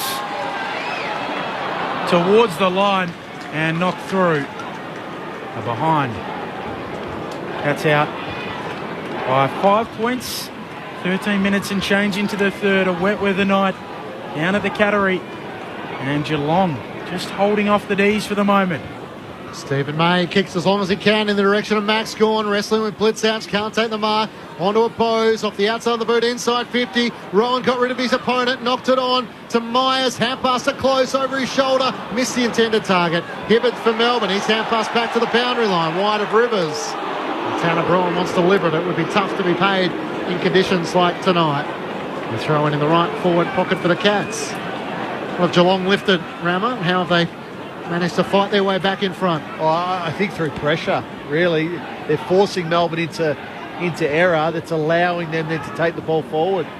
9 inside 50s to 5 this quarter. Gawn works his way to the front, lays it down, but the Cats get it. Tanner Bruin going with a spiral across the face of goal. It's fisted away by Langdon. Live footy, gathered there by Rowan. Half-forward dunking kick straight into Neil Bullen. Now Neil Bullen's wrenched off the ball. Comes out towards Tui. He'll feed a handball to Smith. Cats in the pocket. Ollie Henry snapping it back towards a dangerous spot. Petrarca's there, clearing kick into the middle. Pack forms and Chandler robes it. Handball to Pickett. Runs straight into Buse. Handball away to Chandler. The D's might be out. They're downhill, but Jordan can't take it. Buse, great pressure. To Koning trying to stop it. Pickett just sockets it inside 50. Spilling off is Jack Henry. Toe pokes it goes straight to the boundary. Tui races after it. This one should be insufficient intent. No, a throw in. I've seen that paid every single time somebody's done it. He pointed immediately to Zach Tui, who was in the vicinity. What do you reckon, Mitch Clear? It's still raining pretty constant down there, isn't it? I'll give you the benefit of the doubt. Nassau as tough as they come. Langdon with a kick inside 50 for Melbourne. Van Rooyen's outnumbered. De Koning knocked it back towards the goals. Collar Jasny, a little tap towards Zach Guthrie. Under pressure from Neil Bullen, who tackles him over the boundary line. Right forward pocket for the D's. Mitch. When it comes to the conditions, Clinchy, the rain has just tailed off a bit. Still light, but nowhere near as heavy as it was late in that second quarter and at half time. But the greasy conditions, a lot of players going now for the long stops. We'll see how the second half plays. From the throw-in, Van Rooyen taps it straight down to Tui. His kick smothered by Petrarca. Spills back to De Koning, who picks it up, clearing kick. Dropping the mark, though, Rivers. He got a little shove. Myers just pushing him, so Rivers with the free kick. Mark 55 metres out. Rivers looks inside 50. Low ball towards the top of the goal square. Launching at it. Van Rooyen. Van's the man coming at the footy. He takes it at its highest point and will go back and kick for goal. 20 out directly in front. Impressive mark in the wet conditions. Yeah, just defied the conditions. Yeah. That one, everyone's been sort of... Max Gawn couldn't take a chest mark up the other end, but that was a legitimate highest point contested mark. Playing in his 12th AFL game, he's yet to be goalless in an AFL game. This would give the D's the lead. And Van Rooyen delivers. Melbourne back in front. They lead by a point, 5-10-40. They lead the Cats 5-9-39. 17 minutes into the third term on Grandstand AFL. Well, it's very hard to pick a potential winner at the moment. Both teams ebbs and flows and sort of kicking a goal out of nowhere, and I really can't see one team having a distinct advantage over the other team. We know Jeremy Cameron's not playing, but this is probably not the ideal conditions for the big fella anyway, so I think momentum is going to play a huge part in this game. If you can get momentum and actually score with that momentum for a 5-6 minute period, that's going to go a long way to actually winning. The voice of Nathan Burke alongside Adam Romanascus. I'm Matt Clinch and Ben Cameron calling the action. Mitch Cleary down the boundary in the women's Ashes. Australia 1 for 58 in the 15th over, having won the toss and elected to bat. Blitzhouse gets the clearance, kicks Geelong inside 50, close one direction, Ollie Henry the other. It gets out the back to Isaac Smith. Great chase from Rivers just before he can get boot to ball. Spills the way of Langdon. Stengel putting on great pressure. McVie sockers it towards half back for Melbourne. Atkins for the Cats. Hand pass straight to Salem, turns it over. Melbourne get the hand pass to Langdon. Kicks long around the Hickey stand win. Van Rooyen up early. Somehow didn't give away the free kick initially.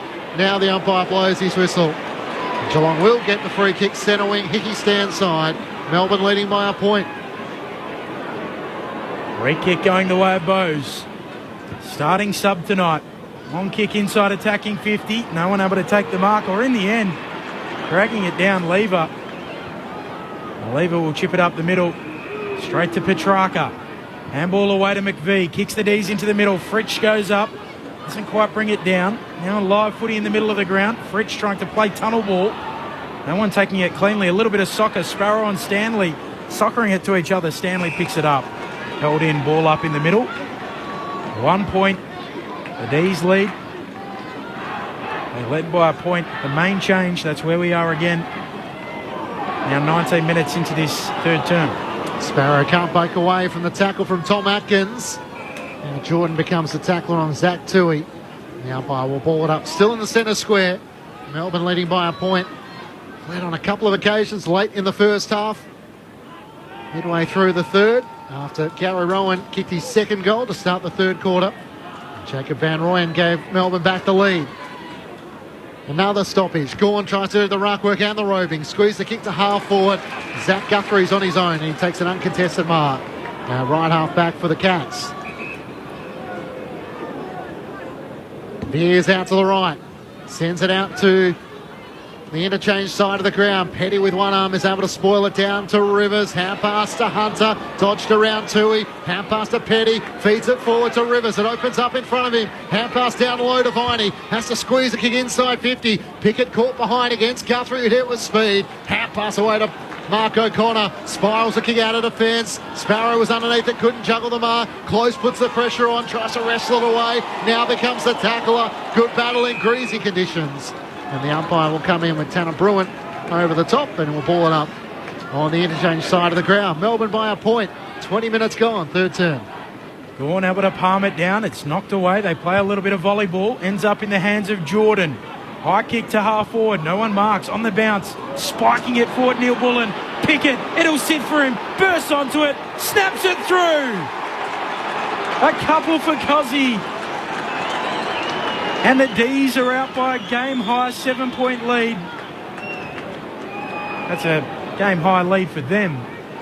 They're 6-10-46. Plays 5-9-39. 21 minutes into the third. Adam Romanascus, the Essendon Premiership player. Nathan Burke, the Australian Football Hall of Famer. Well, it's simple really, Berkey, isn't it? Just get the ball on in these conditions. Still raining, but knock the ball on, get it into space. Give your Smalls a chance there. Cozzy Pickett, probably the fastest player on the field, hasn't had many opportunities, but now has kicked 2 goals in this game, 2 critical goals in this game. So who was that? It was Neil Bullen, I think, that knocked that ball forward. Just knocked it into space there, and that's sometimes all you need to do. Gawn takes it out of the ruck for Melbourne. Gets the clearance towards half forward. No mark taken. Joel Smith flies. Spills the way of Blitzhouse. He somehow shovels out a hand pass to Atkins. Gets it to Max Holmes. Kicks out to the Hickey stand wing. McVie, good composure, but he overran the footy. Wrestling with Bowes. It spills down the way of Viney. Quick 1-2 with Langdon. Back to Viney. Hand pass almost taken by Stengel. Now Neil Bullen's locked up. Spills back the way of Stengel. Kicks end over end up the Hickey stand wing. May removed by Hawkins. Trying to knock it back was Ollie Henry. It may still get to Hawkins. He kicks towards the vacant 50. Foot races on. Rowan comes charging out. He gathers. Got around Hibbert. Centering kick. Looking for Tanner Bruin. It's spoiled away. Hunter gets a hand onto it. Stanley onto it. Back to Bruin. Hand pass to Kolajazzi. Chip kick to Ollie Henry. He marks in the right forward pocket. 45 metres out from goal. Wasn't pretty, but they just kept the momentum going forward and eventually got the footy in the hands of Ollie Henry.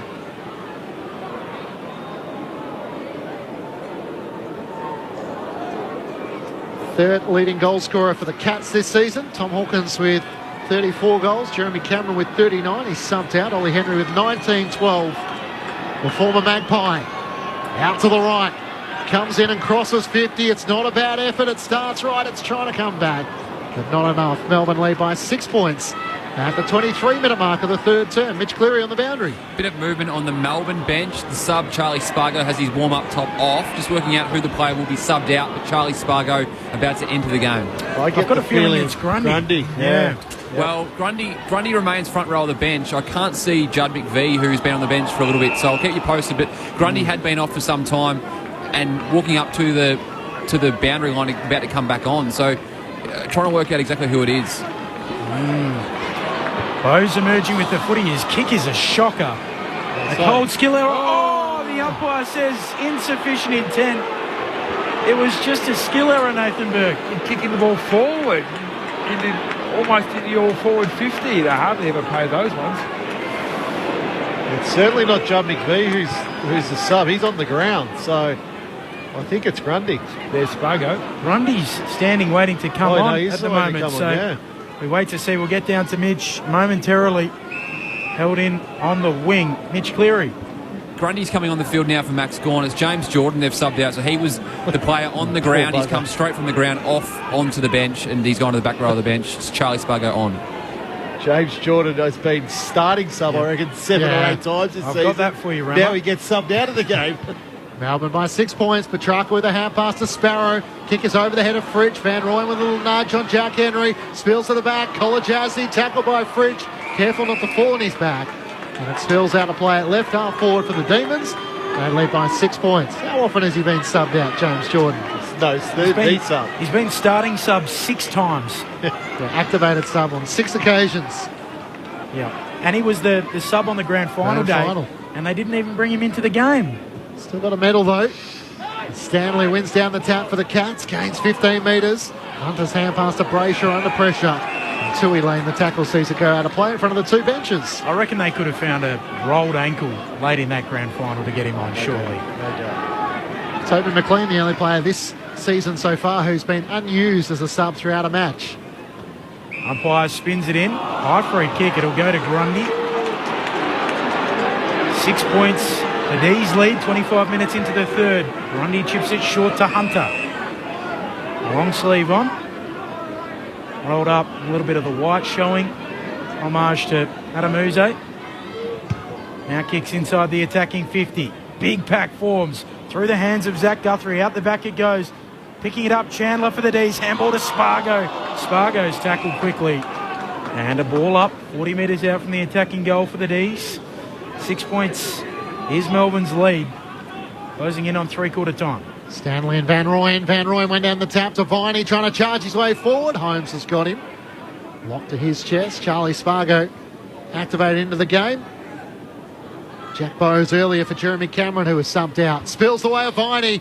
Chisels a kick into the pocket. It'll bounce and roll across the boundary line. They all point to the umpire, who says throw it in. Left forward pocket for the Demons. Melbourne leading by 6 points. There's a parochial Geelong crowd. They're a bit quiet early, but they're slowly working their way into it. The majority of them wearing ponchos at ground level. With the rain set in for tonight. Van Rooyen in the ruck battle against Stanley. Stanley knocks it forward. Only as far as Brayshaw. Hand pass to Hunter to Viney. Broke the tackle of Isaac Smith. Dribbles it inside 50 towards Pickett, who got rid of Hughes. Now gathers hand pass to Petrarca. Pure strength. Swings it on his right, just over the right goalpost. The wrong side. And Melbourne lead by 7 points. Petrarca trying to impose himself on this wet contest. Zach Guthrie with the kick in. Drive it long in the Blitzarves direction. Good mark opposed to a couple of D's, and got to drag it in.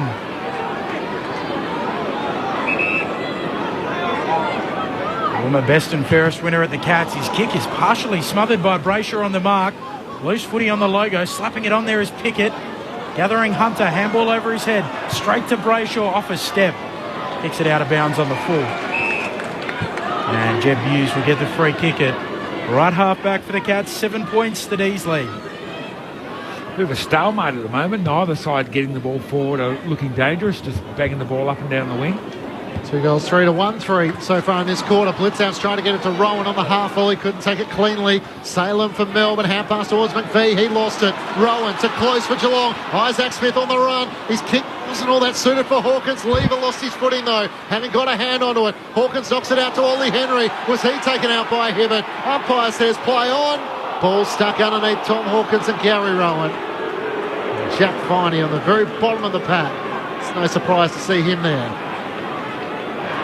Had a season high 32 disposals against Collingwood, 11 tackles and 9 clearances. A little under a fortnight ago on King's birthday, Hawkins having done the ruck work, can't break clear. As Petty and May lay the tackle. It's 35 metres out from Geelong's goal, Melbourne by 7. And three-quarter time is upon us.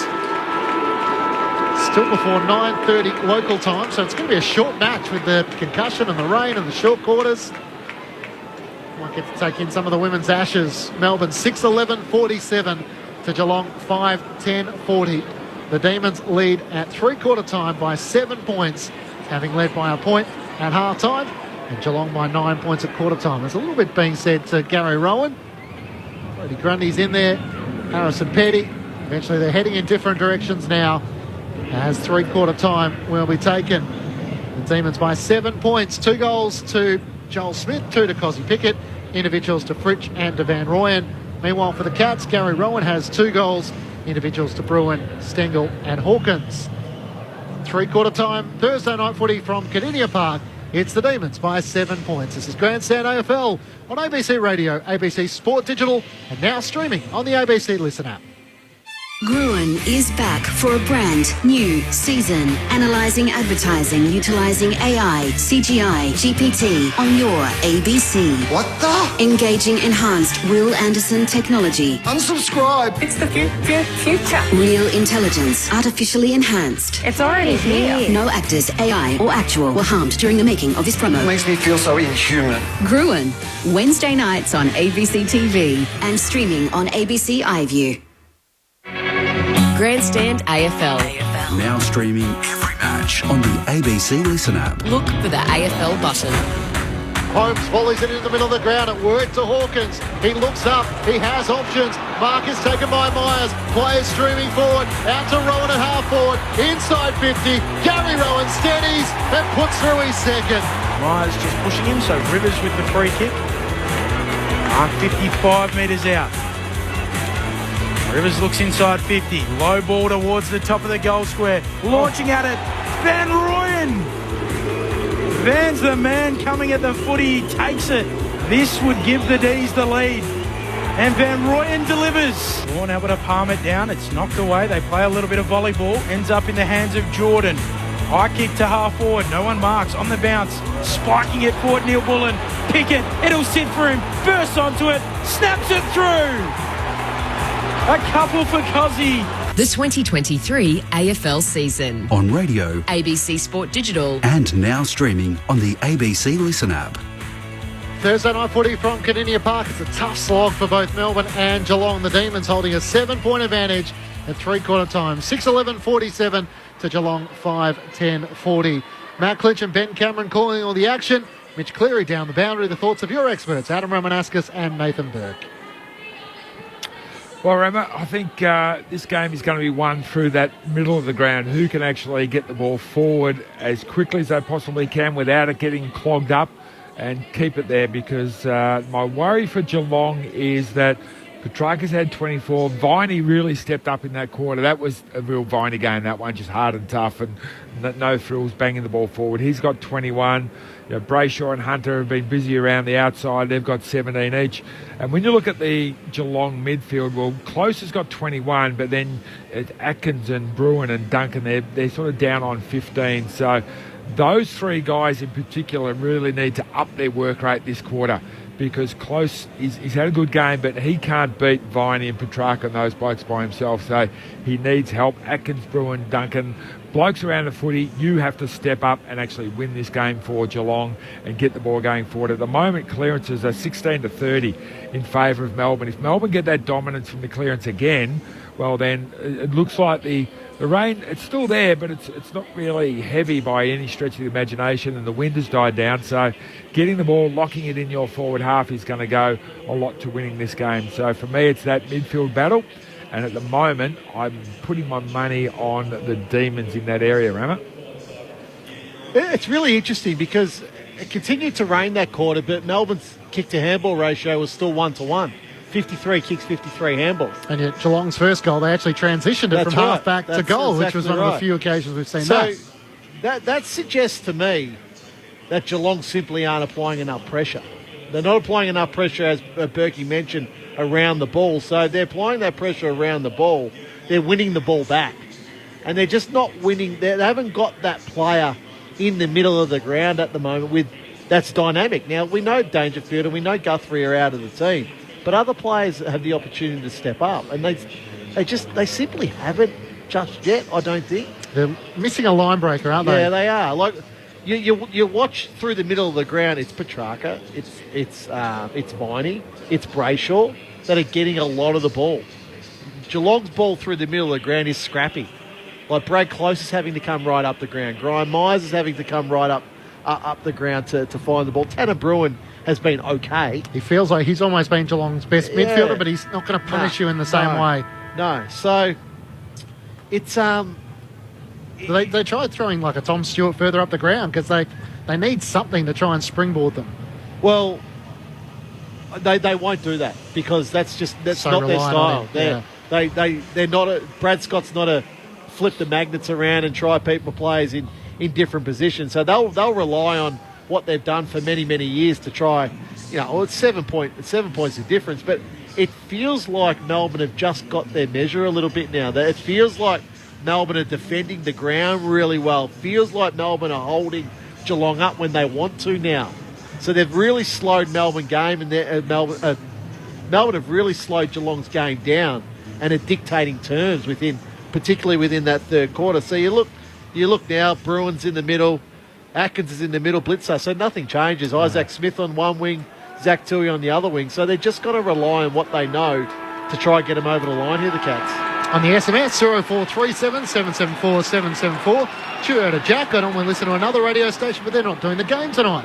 Stick with us, Jack. We'll try and keep you entertained. Into the final term we go. Melbourne by 7 points. A soccer forward for the Cats. Hand pass came from Tui, who links it with Tanner Bruin, long towards the goal face. It's offline to the right. And through for a minor score. Melbourne by 6 points inside the first 15 seconds. Mitch Cleary on the boundary. Further you chat on the Cats at three-quarter time, they actually split into two groups. It was just the 7 defenders at three-quarter time, and then Chris Scott took the rest of the other 15 players into one group, along with Nigel Lappin talking about ball movement. So I'll watch to see if the Cats change anything up with ball in hand. Long kick in there for the D's. Eventually one back by the Cats. Tui somehow gets a kick inside attacking 50. Spills out off the chest of Ollie Henry. Trying to soccer it on Atkins. And the D's come up with it across half-back. Langdon to Petrarca. Long kick forward of the wing. Bouncing ball. Kolajasny. He has it as well as Fritsch, and he's dumped into the ground. So a free kick will go the way of Kolajasny. And he wants to switch it quickly. Out towards right half-back. On the bounce, Zach Guthrie gathers. Kick short. And Duncan marks on his chest on the Hickey stand wing. Short kick to Tanner Braun, who nearly drops the mark, eventually reins it in. Just in the field of play, right on the centre line. On that eastern side of the ground. He'll kick towards half forward. Big fist comes from Lever right into the middle of the ground. Buse is there for the Cats. He'll hook it across his body. High ball inside 50. Henry, Ollie Henry launching at the footy. He cradles it. The leaping chest mark. He brings it down plumb in front, 35 metres out.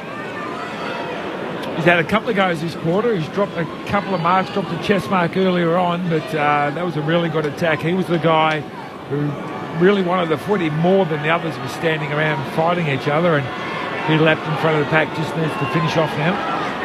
Only been held goalless in the hoops once. Ollie Henry, an important kick in the context of this game. And the new Cat sends it home. Scores level again. 2 minutes into the fourth term. 6-11-47 each of two on Grandstand AFL, Adam Ramanauskas and Nathan Berg.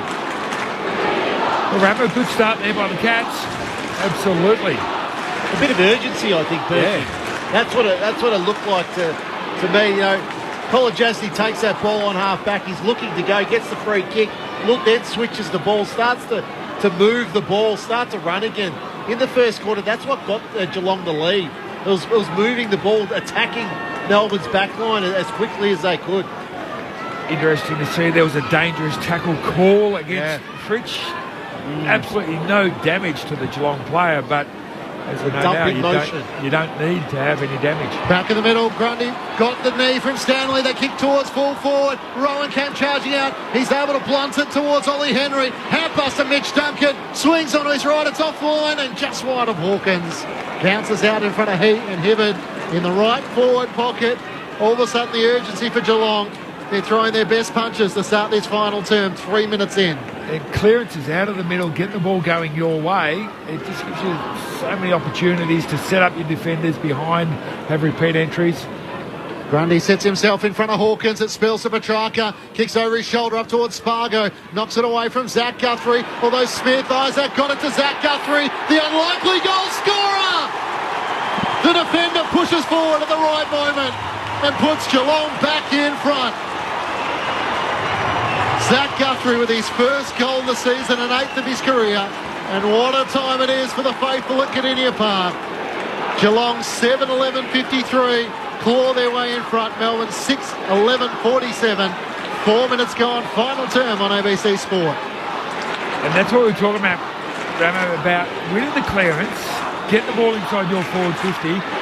Your defenders can then set up outside of 50.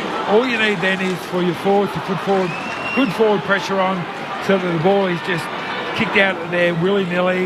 Your defenders are in good position, like Guthrie and his cohorts were. He comes back inside and kicks a goal. It's, as I say, we can get really, really overly technical with football, but that's just the way to play the game. On the restart, high free kick, it'll go to Melbourne and Gawn. So in the ruck contest. The Melbourne skipper. He'll wheel around and thump it inside 50 towards the pack. Fisting it away to Koning for the Cats. Tui going out after it. Sockers it inadvertently to the boundary. Oh, surely no, not. Oh, surely that not. Umpire is way too far away. There's an umpire right there that was about 5 or 6 metres away that could clearly see that. Bad call. Umpire Nathan Williamson coming charging in. And that's a shocker, really. So Langdon with the free kick at half forward for the D's. Sets it up. No mark taken. Loose footy. Top of the attacking goal square for the D's. Booth thrown at it by Spargo. That goes wide of the post, through for a minor score. So 5 points, the Cats' advantage. 6 minutes into the final term. Tom Stewart looking for options. He's given a long time before he's called a play on. He sends it out towards half-back. Tui in front of Langdon, can't take the mark. Slap down towards Neil Bullen. Knocked it forward. Here comes Cosy. Trying to slap it back to Langdon. Almost got through to Koenig. Just got a touch on there. Langdon tackled by Guthrie. Pickett socks it towards the goal line. But Buse is there, couple of metres out. He runs to the right back pocket, out towards Ollie Henry on the bounce, slaps it over his shoulder away from Lever, and it rolls out of play for a boundary throw in. Geelong by 5 points, 7-11-53. Melbourne 6-12-48. 6.5 minutes gone, final term on ABC Sport.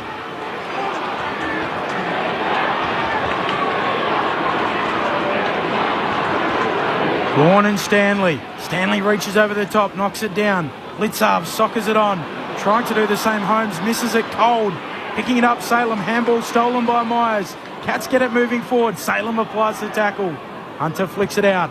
Hibbard for the D's will float a ball inside 50. Cats are there. Stewart marks. Takes the defensive mark. 45 metres out from the Cats' defensive goal at the Barwon River end. Here at Kardinia Park, 7 minutes into the fourth. Cats by 5. Switches it back to Ollie Henry and now to Isaac Smith, who dropped the mark. Fritsch off his chase, kicks up the wing but turns it straight over. Langdon takes the mark. He's got Fritsch in the pocket. Kicks more centrally towards Pickett. Can't get there. Jack Henry brings it down. Van Rooyen tackled by De Koning. Did he have the footy? Yes, holding the ball. And Sam De Koning will take it in the left back pocket for Geelong. Cats leading by 5 points. Van Rooyen didn't get a hand pass away.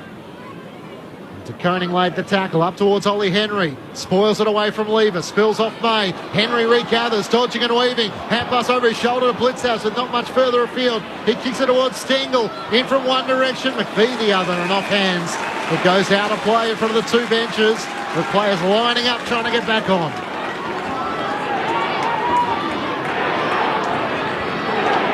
It feels like the Cats,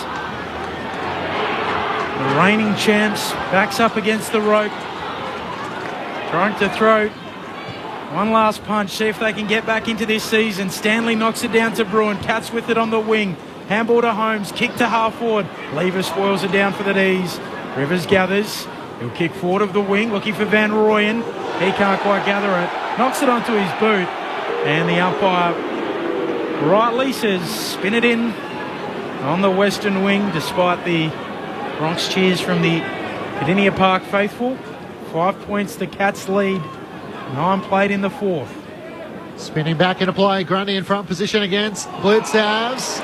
Free kick for over the shoulder. Geelong's way. They're going to take the advantage through pose. Long kick towards Rowan. May spoils it down. Hawkins the crummer. Sliding on his knees. Gathers. Hand pass to Max Holmes. Out full speed. Inside 50. Henry the target. Ollie can't take the mark. Petty back onto it. Left it for Hibbert. Spun through traffic. Gets the hand pass out to Hunter. Touches the footy on the wet turf. Then goes the bounce at left up back. He probably didn't run 15. Up to the wing. Stewart's well set. And he takes the mark in front of Joel Smith.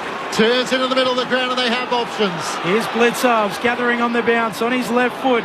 Kicks out to half forward. Skids past close. Now arriving to pick it up is Smith. Runs a little arc. Snaps on his left. Myers marks in the pocket. Plays on. Dribbles it towards goal. Petty knocks it through. Behind. 6 points. Geelong's advantage. I'm sure the kick was going to bounce through. Anyway, but Petty making sure of it. 10 minutes played, final term. A close one on a Thursday night. A cold, wet Thursday night down in Geelong. Trent Rivers brings Melbourne back into play, into the pocket for Lever. Thought about the hand pass back, but now decide against that. Well, suddenly the options have started to dry up, so he needs to gather momentum, send it as long as he can. Up towards Van Rooyen and Causey Pickett. Pickett didn't fly. Kolajasny takes the mark for the Cats. Centre wing under the Hickey stand. Melbourne by 6, Geelong by 6 points.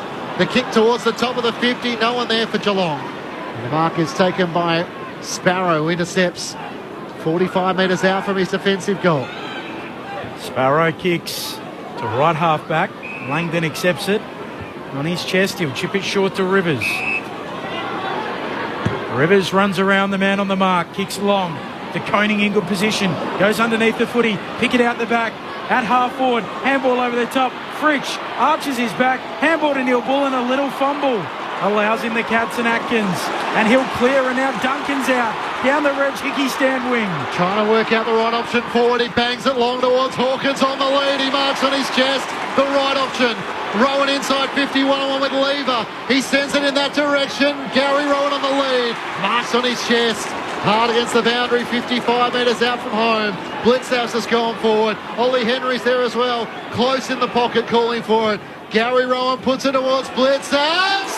He rises and comes down with the mark on the back of Tom Sparrow. And there was no Melbourne ruckman to be seen. Well, you got to go all the way back to the effort of Tom Atkins in Melbourne's forward line. Applied pressure to Bailey Fritsch to make the ball spill out. Then goes and collects the ball, rebounds at a defensive 50, gets a kick to Mitch Duncan. 45-degree angle, 25 metres out. Mark Blitzhouse doubles Geelong's advantage. It's a 2-goal ball game in the wet. And the Cats giving everything they've got in this final term. 8-12-60 to Melbourne, 6-12-48. That their premiership defence isn't over with just yet. I just love that, Berkey. You know, that's a midfielder, Tom Atkins, in working hard. He's had 30 more tackles than any other Geelong player this season. So it's an enormous difference in work rate that he's had to a lot of his other teammates, and that was the best indication of it, to push and apply pressure to Bailey Fritsch, who's not his man, but then to go and collect the ball and get the ball out of defensive 50 to Mitch Duncan. Just terrific play. And great foot skills by the Cats. It was Duncan's great kick. Oh, 3 good quick kicks in a row. What have the D's got left? Gorn down to Sparrow. Deep kick inside attacking 50. Van Rooyen going up, coming through Stewart. Paddles towards the boundary, out of play. Throw in to come. 4:50 stoppage here for the D's. 3 unanswered goals the way of the Cats in the fourth. D's led by 7 at three-quarter time. It's now the Cats by 2 goals. From the throw-in, ball on the ground. Stanley soccers it back corridor. Close knocks it on. Straight into the path of Chandler for the D's. To Grundy, to Viney. Handball away, misses the target. And Atkins soccers it out of there. Just to safety towards the wing. Foot races on. Hunter will get there first. He's dragged down by Close. Geelong open a door. Onto it Holmes. Streaming forward is Gary Rowan. May the other way. May should get there first. He makes body contact on Rowan. And he's away. Rowan gathers into the open goal for his third. And that might be good night. Gary Rowan involved in the knockout with Jeremy Cameron in the first quarter. He may have just knocked out the Demons. 18-point leaders, 9-12-66 to Melbourne 6-12-48, and that's a way to respond after a controversial first quarter. And have a listen to this as he comes to the bench. Well, outstanding pressure to begin with by Geelong. Yeah, Brad Close over there. Lockie Hunter got to that ball first, Berkey, but Brad Close just kept pushing and made that ball spill out. It was basically, there was 3. It was a kick out of the Geelong back line to the wing. Lockie Hunter, as you said, got there first, but he was just swarmed upon by 3 Geelong players who chased him out, and from there it was just weight numbers over the top, and Gary Rowan's speed did Stephen May. You could almost feel the moment where he realised this is not where Stephen May wanted to be. No, he knew at one point that I haven't got the speed to go with him. So I'll try to bump him off the line. 50, surely. Yeah, tried to bump him off the line, and the Rowan was just too strong through the bottom half and maintained his footing. Free kick in the middle. Stanley didn't return it on the full to Sparrow. Sparrow's long kick deep inside 50 for the D's, trying to attack it. Spargo. Handball out to Grundy. Lots of hoops around him. And a clearing kick from Bowes out towards the wing. Bouncing ball. Ollie Henry slaps it on down the eastern wing. Soccering it on is Close. Now the foot race is on. Stengel's the first to respond. Handball away. Duncan on 50. Looks at the vacant goal square and tumbles it through. The men in hoops are running rings around them in the fourth quarter. 5 unanswered goals. There's life in the premiership defence yet. 10-12-72, play 6-12-48, 16 minutes into the fourth. But the reality of this is, this 5 goals in this final quarter for Geelong, it's been their pressure.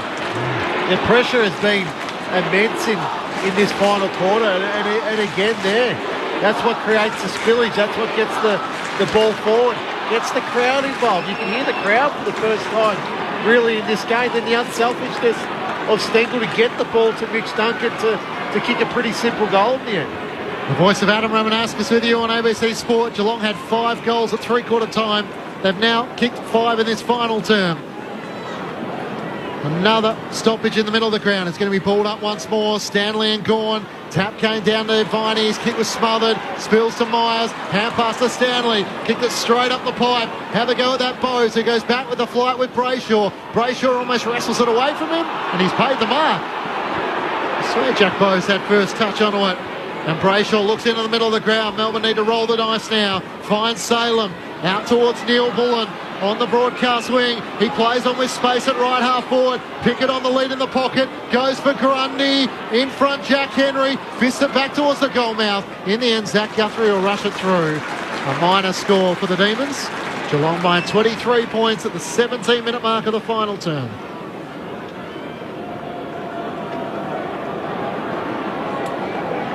Five goals in a 14-minute span for the Cats. Zach Guthrie with the kick in, takes a couple of bounces as he runs almost to halfback, then kicks long out to the wing through the hands of Rivers. Whistle on the play, free kick. It'll go to Rivers, got a little shove underneath it.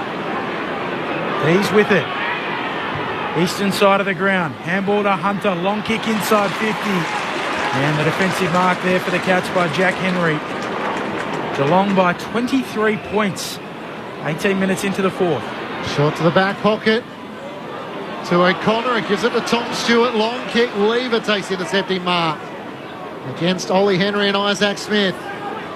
He looks inside 50. Jake Lever sends it as far as he can. Gawn's there. He's wrestling against three. De Koning punches it towards the boundary line. And a throw in the right forward pocket for Melbourne.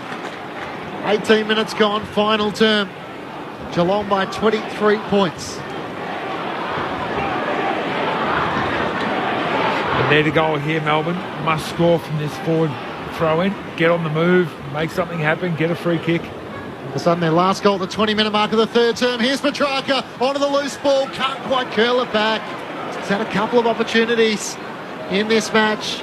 A minor score out to the left. A 22-point lead Geelong's way at the 19-minute mark of the final term. And that was the one. Your best player picking up the footy. 25 metres out. It's wet and slippery, but wasn't under a lot of pressure. Got to put those through. Zach Guthrie runs out of the goal square, drives it long. Grundy, strong contested mark.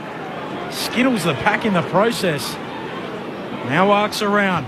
Will send the D's long back inside 50 towards full forward. Smith spoils it down. Free kick. It'll go to the Cats. Oh, that's advantage. It's got to be. It'll come all the way back. The frustrations of Adam Ramanauskas. Stewart with it at fullback. Cats by 22. The last two times they've bombed the ball in, they've bombed it to Cozzy Pickett against his opponent. They need some bigger representation down there. Stewart long towards Stanley, who's outmanoeuvred by Brodie Grundy. Takes the mark, hand pass to Viney, inside 50, Fritsch the target. O'Connor spoils it down to Zach Guthrie, back to O'Connor. Hand pass to Tui, out to close. Spargo lays the tackle, threw him into the turf. Ball up to the wing. Stanley gathers, runs into May. It is a free kick for the tackle that was laid on Spargo. It'll be downfield. So closest free kick downfield, and Myers will take it. He chips it over the top. The mark is taken by Jack Bowes between wing and half forward. Geelong leading by 22 points. Call to play on. Sends it long towards the 50. Ollie Henry the target. It clears he and Hibberd. Hibberd back onto it. Trying to shovel it to Brayshaw. Little toe poke towards the teeth of goal from O'Connor. Eventually it goes out of play in the right forward pocket. Stengel racing after it. Right after him was Judd McVie.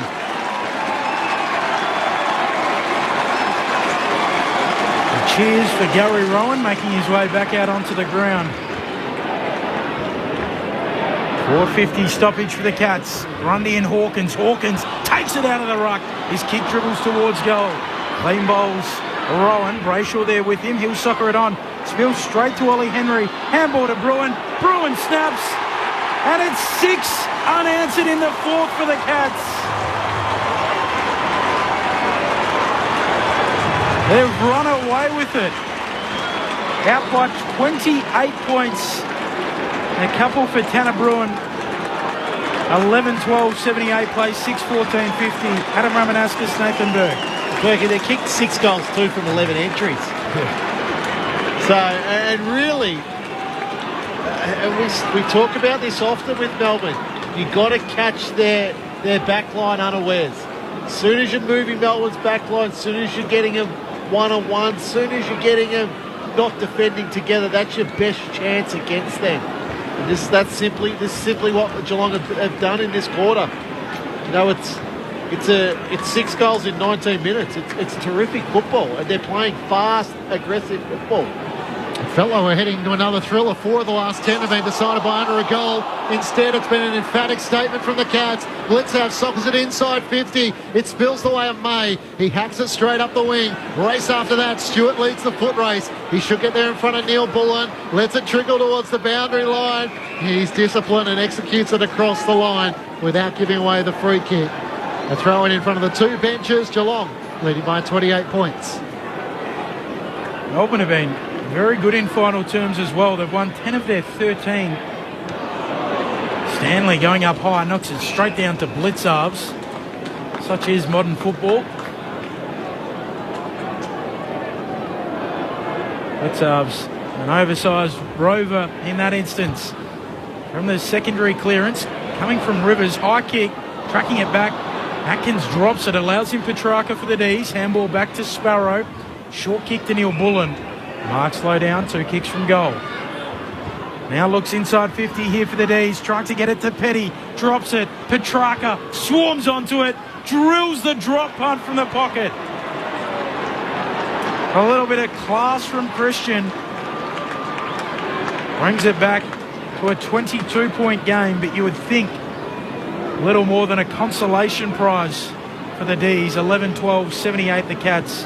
Melbourne 7-14, 56, 23.5 into the fourth. Well, it was a lovely finish in the end by Petrarca, close to the boundary line with a slippery footy. If only he had to put his last shot through before the last Geelong goal, and might be a different story coming into the last few minutes of this game. But he's kept trying. He's had 24 three-quarter time, and he's built on that in this last quarter. But it's the ones that we wanted to stand up. Duncan's kicked the goal, been really good this quarter.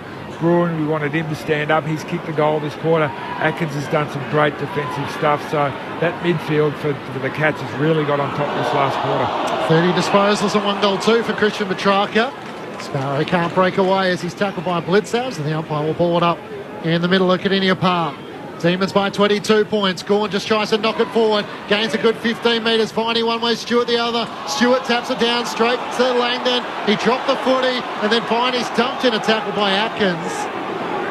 It's tough in the greasy conditions, but the umpire will ball it up. Just got to be careful you don't get suspended here from a dangerous tackle. Thrown in the air. Grundy and Stanley. Spills down the way of Isaac Smith. Squeeze the kick off the hands of Stengel. Lever comes charging through. Somehow control the footy. His hand pass over to Gawn is picked off by Stanley. Gets the hand pass to Duncan. Inside 50. Hibbert hit it with speed. Rowan racing back onto it. May's there again. He's trying to gather. Rowan lays the tackle. Hawkins trying to strap the footy. It's stuck underneath Stephen May. He won on this occasion. And a ball up in the left forward pocket for Geelong. Umpire puts it up. Hawkins and May. Hawkins slaps the boundary side, going after it. Stengel right there with him. Langdon out of play. Throw in the left forward pocket for the Cats. So handy to have Tom Hawkins doing the ruck look in the forward line. Stanley and Blitzarves and De Koning sit outside forward 50, so any high ball that comes back out, they're just going to win that and send it straight back in. Hawkins and Gawn, neither decisive. Picking it up, Brayshaw tumbles it to the wing. Stanley misses it on the swirl out the back. Jack Henry's there. Gives it to his Cats teammate in Sam De Koning, who kicks forward of the wing towards half forward, and Rivers marks there for the D's. Off to Neil Bullen, off to Langdon. Kicks up towards Petrarca at half forward. He marks. Hand pass to Van Rooyen. Awkwardly hand passes to Fridge at right half forward. Got to make the right options. Out wide to Petty on the half volley. Can't mark. And it spills out of play. 55 metres out from Melbourne's goal. Geelong by 22 points. It's interesting. Petty has moved forward for the majority of this quarter and a bit of the last, and did start in that defensive area, and they did look a far better defensive unit with him down there. Thrown back in. Gawn flicks it over the back, trying to link up with Neil Bullen. There's nowhere to go as Duncan and Blitzavs lays the tackle. Tom Sparrow has it locked to his chest. In the women's Ashes, Australia are 2 for 95 with another wicket to fall. Coverage available on the ABC Listen Out. Viney trying to break away from the Blitzavs tackle. Couldn't get a hand pass out of the congestion. Holmes with a hand pass to Isaac Smith for Geelong. Over the head of Duncan and Salem. It may still work. Stengel onto it. Hand pass to Buse. Has to be clean as Fritsch was charging on him. Kicked off the outside of the boot. Out towards Tui. It trickles over the boundary line. And a throw in. And left half forward for Melbourne. Elise Perry on 27, Tali McGrath on 10, Phoebe Litchfield out for 23, Beth Mooney out for 33. Australia 2 for 95. Day one of the England Ashes. England taking on Australia from Nottingham. Gawn spikes it out of the ruck towards half forward there for the D's, but onto it Tui for the Cats. He'll tumble it to the wing, bounces through Ollie Henry, out to Lever there for Melbourne. Handball back to May on the logo. He'll kick forward of the wing. Gathered on the bounce there by Hunter. Chisels the ball into the pocket looking for a marker. And Kolajasny, he kills it out of play. A throw in 40 metres around from the attacking goal for the D's. Cats leading by 22 points. They're going to record their 7th win of the season. They'll level the ledger at 7-7. And for Melbourne, they'll slip to 9-5. Gawn emerges with it from the throw-in. His left foot kick is across the face towards the pocket and just paddled out. And a throw-in in the right forward pocket to come. 28 minutes into the fourth. Here on Grandstand AFL, Geelong by 22.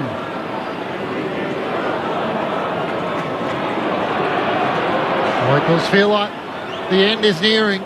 Thrown back in. Gawn in front against Stanley. Trying to knock it forward towards Viney or Pickett. Pickett fires onto it. Kicks towards the goal mouth. Did Henry get a touch on it? I think Jack Henry did.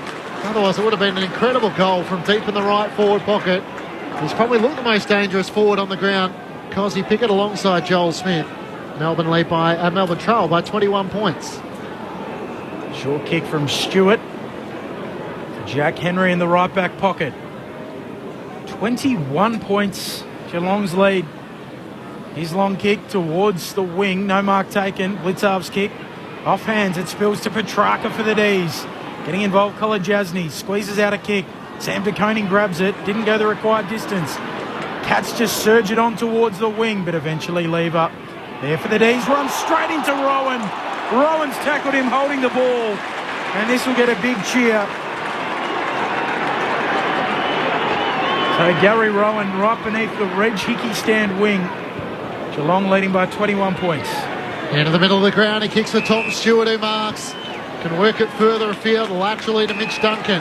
Broadcast side in front of the bench, out towards Isaac Smith, who marks it left half forward, 55 metres out from home.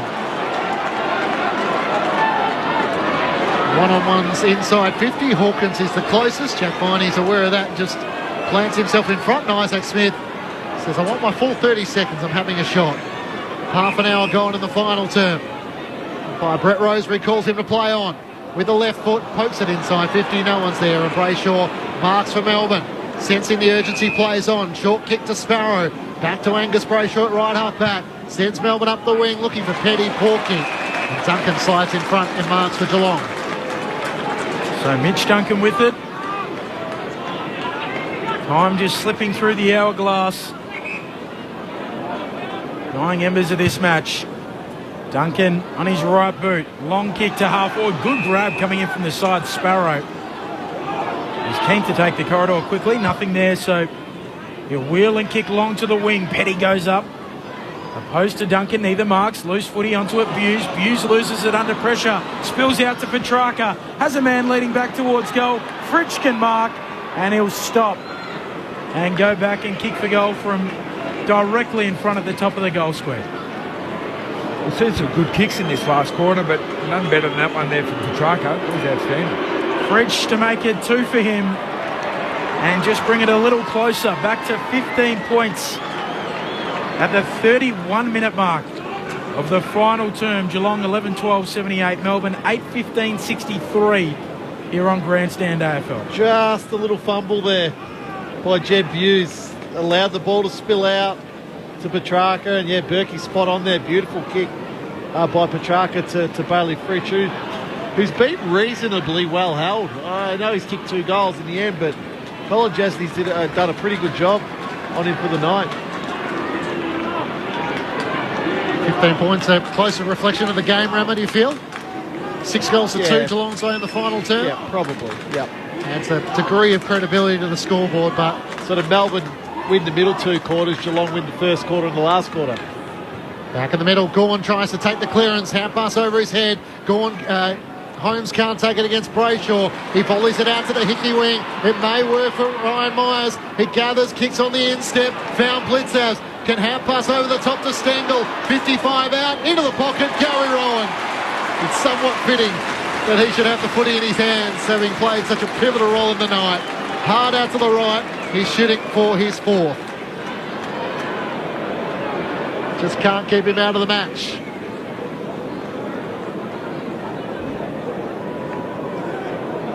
And he missed a fair bit of footy through a calf injury, suspension. He's hard out to the right. Rowan gets momentum. It's across the face of goal. It won't be a goal. Max Gawn sees it through for a boundary throw in. Up against the left behind post. Geelong by 15 points. Ryan Myers gets some angles on his kicks that no other player in the league actually tries. They could probably do, but they don't attempt them. From the throw-in, Gawn taps it down. Brayshaw, clearing kick for the D's, tumbling it towards the logos on the wing. Able to gather Henry. Gives it off to Stewart for the Cats. Floats a kick towards full forward. Gawn comes in. Gawn marks at fullback for the D's. He'll kick laterally and spot up Rivers. Rivers a handball to Salem. There's life in the premiership defence yet. The Cats celebrate Chris Scott's 300th game in charge with a 15-point win over the D's. We are Geelong, the greatest team of all. We are Geelong, we're always on the ball. We play the game as it should be played. At home or far away. The banners fly high from north to north. Down at Cardinia Park.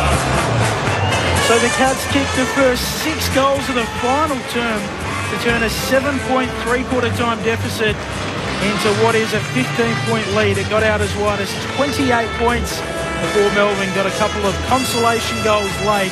They level the ledger at 7-7 on the season, the Cats.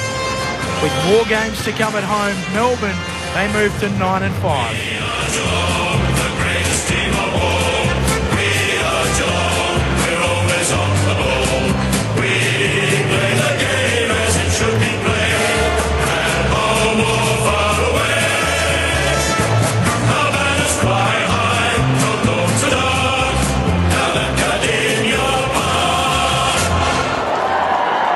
Geelong winners by 15 points, and the September dream is still alive for the reigning premiers. And for Melbourne, it's another side that loses off the back of the bye. The thoughts of Adam Ramanauskas and Nathan Burke, your experts on ABC Sport. Well, Rama, I think the Cats at three-quarter time, when it was really, really even, they came out with a mindset of we need to defend like our life depends on it. And that defending created offensive opportunities for them by just getting the ball in, getting it out quickly. And the first 3 goals, I think, or 4 goals they got from that quarter were pretty much from fast breaks, from really good defensive efforts. Melbourne was sort of running forward. Geelong defended, got the ball out the back, and away they went, and they capitalised with some really good finishes. But it was that defensive intensity that really sort of spooked Melbourne a little bit. Melbourne really went away from the way that they were playing in that second and third quarter, and the run of Geelong, which is like a we're going to win this game at all cost attitude that came from that really intense defending, was the difference in the end. And Melbourne, they tried hard towards the end. They kept pushing, got a couple of late consolation goals, but to me it was just that lift in defensive intensity in that last quarter that created all that Geelong run, and they capitalised. Yeah, look, there's a couple of special efforts in the last quarter. I thought Tom Atkins was enormous in that last quarter. You know, that particular play where he's able to tackle Fritsch, the ball spills out, gets it, kicks it to Mitch Duncan, then the Geelong go down the other end and score. Brad Close closing space on Lockie Hunter. Lockie Hunter wins the ball. Brad Close just gets there. The ball spills out. Geelong go down the other end of the ground and score again. Mark Blitzar's in the last quarter was enormous. 8 possessions and a goal. So they're just some really good performance. Gary Rowan, we said, when he knocked out Jeremy Cameron, and albeit accidental, it goes one of two ways. You're either go back into your shell completely, and it's, you find it really hard to focus and concentrate on the task at hand, or you go out there and you try to play inspired football, and I thought Gary Rowan did that. He was a really good contributor. We've seen so often with Gary Rowan, he'll play well early in games and he goes completely missing later in games. But today, the 3 goals and involved a lot, 16 possessions, 7 marks. I thought Melbourne, in the end, they got him, and I harped on this all night. Melbourne's kick-to-handball ratio. And it proved correct in the end. So Melbourne have had 159 kicks, 158 handballs in the game. And it effectively rained for 3 quarters. So as they slowed down, as their hands slowed down, particularly in that last quarter, Geelong were able to apply the pressure that they would need to cause spillage. And then you look at it, the amount of times in that last quarter, Berkey, where the ball went inside Geelong's forward 50 and it was 1-on-1, or it was 3-on-2 in Geelong's favour. Melbourne just simply couldn't reset, couldn't get back in time to defend. So I think it's a concern for the D's. Like you look at the stat sheet, they've only had 23 more possessions than Geelong, but they've had 50 more handballs in a game. That was wet and real.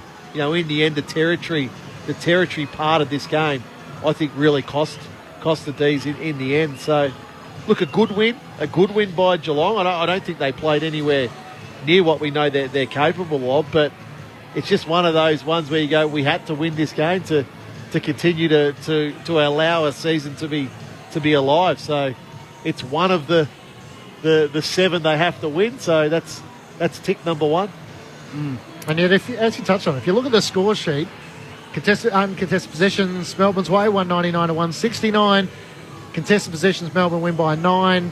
Clearances 47 to 35. Tackles inside 50, Melbourne 19 to 9. There's a lot of numbers that, if you didn't watch the game, you think, oh, Melbourne must have played really well, and they must have been unlucky that Geelong, and yet it couldn't be further from the truth, especially after half time. But the thing is with this game, what won out in this game was ball movement. When both teams were willing to move the ball in a manner with some positivity, they were able to score. Simply, Geelong did it more often. They did it more often in the first quarter, where they kicked 3 goals to 2, and they did it more often in the last quarter, where they kicked 6 goals to 2. So 5-goal burst in less than 10 minutes during the final quarter, and that's the punch that other sides would be worried inside the top 8, that if the Cats can find that, with Sydney to come at the SCG, North Melbourne and Essendon in the next 3 weeks, and all of a sudden they've squared the leisure at 7-7. Now the challenge is to try and get inside the top 8. The Cats make their way off Kardinia Park, winners by 15 points. I wonder if Chris Scott's going to be rocking the bomber jacket tonight. He's been wearing the old high school basketball sort of one, but he's been the hoodie tonight. He's just got the hoodie on tonight, so... Look, it's an amazing achievement. 300 games coaching, 300 games playing they're simply amazing efforts for a player or a coach to achieve that. And, Chris has had an unbelievable amount of success here with 2 premierships, a winning percentage nearly towards 70%. You can't ask for much more in a coach. 207 wins, 2 draws and 91 losses. Let's head down and join the Cats. There with Mitch Cleary. Not as many fans you typically see here on a Friday, Saturday or Sunday, but they've few have filtered through here for the Thursday night.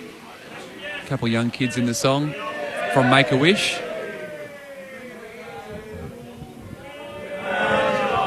The greatest team of all, hey, we are Geelong. We're always on the bump.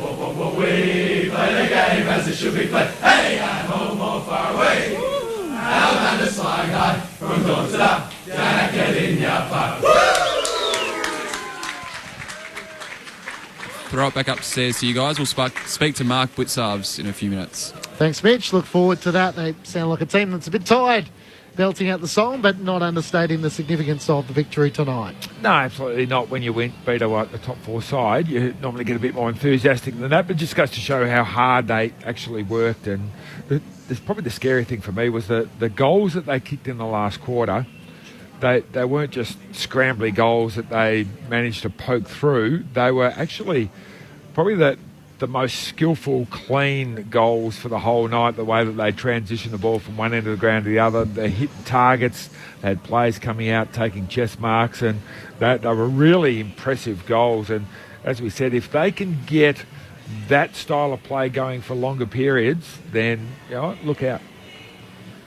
Just a quick sidebar. I know we've got bigger fish to fry and bigger issues, but it's a little bit weird that teams coming off the bye are zip and 5 against teams that played the week before. Is there something in that? Is it? It's an age-old thing, because when they first brought in the bye years ago, when we had an odd number of teams, we'll talk about this later. I might get to ask Mark Blitzos how he found it coming off the bye. Here's with Mitch Cleary. Start with that, Mark. There's been a bit of talk in the last few weeks that teams coming off the bye have struggled. Teams that have had the week or two played prior. Did you use that, and was that discussed this week, given Melbourne were coming off the bye and even stayed down the Surf Coast last night?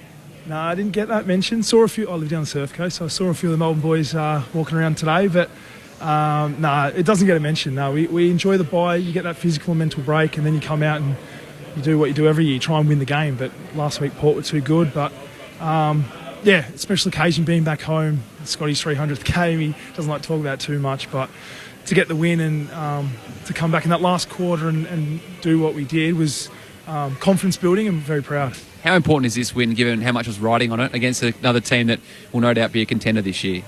Yeah, we think Melbourne are one of the best in the league, so we knew it was going to be a hard-fought game, and look, it's not the be-all and end-all if we did lose today, but it does make it hard. You're falling back a little bit, so we just need to do enough and put the wins on the board to be there late in the year, but it's about building that consistency, which I thought we did tonight pretty well. Song was a little bit subdued. One of your mates currently in hospital, Jeremy Cameron. Have you got any thoughts on him and an update on how he's at, and how's the group, I guess, taken that news when you got together at quarter time and half time?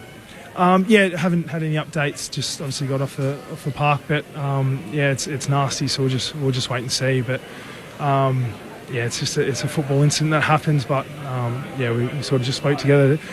They're tough moments, especially when a teammate goes down like that. We just spoke about keeping our composure and you just got to get on with the job, because that's what you have to do. But we'll make sure he's all right. Check on him. And Gary Rowan, the crowd got around him, and it looked like a lot of players did at the break. How important was it for Gary to stand up like he did, and the players to throw their support around him? Oh, it's and one of Chucky's many amazing contests, and that last quarter to do what he did is fantastic. So from a footy point of view, with Jerry going down with obviously that concussion or injury, whatever's happened, Chucky need to stand up in terms of bringing the ball to ground and trying to challenge those Melbourne defenders, because they're a great back line, and here Molly Henry, Hawk battled all night. It was just a fantastic effort from those forwards to compete and put the pressure on. I'll throw upstairs to Matt Clinch, Ben Cameron, Adam Ramanauskas and Nathan Burke. Mark, congratulations on the win. The word recalibration gets used a lot, I think, in football. Was it needed through the bye round? And I'm not talking about the way you play your football, but just as a group, did you need to recalibrate as an individual, as a team?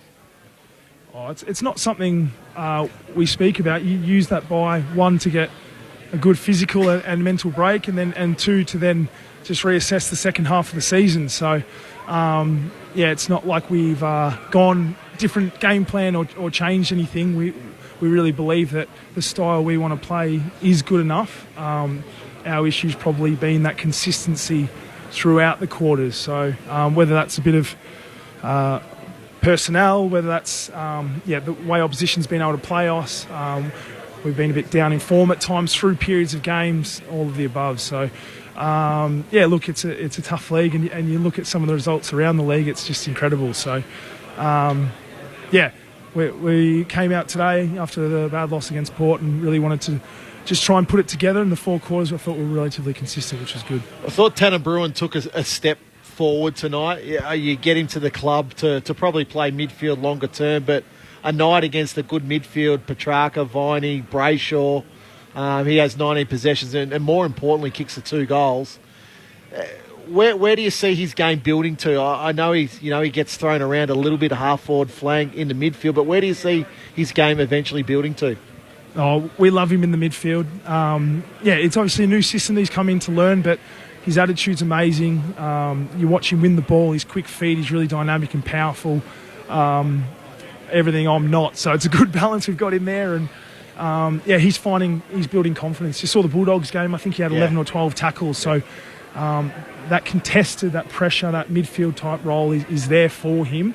And he's a young player that's building consistency. So the 2 goals are amazing, but I thought the way he just got to bodies, and it doesn't come much better than Melbourne's midfield. Obviously no Clayton Oliver, so it's even better when he's there. But it's a great test, not only for us, but for Tanner and Holmesy and Jack Bowes when they're in there. So I thought, it's a great challenge and one that we did pretty well. Now, most important question, have you opened the bottle of wine yet, just letting it breathe for Scotty's 300th? What are you doing there?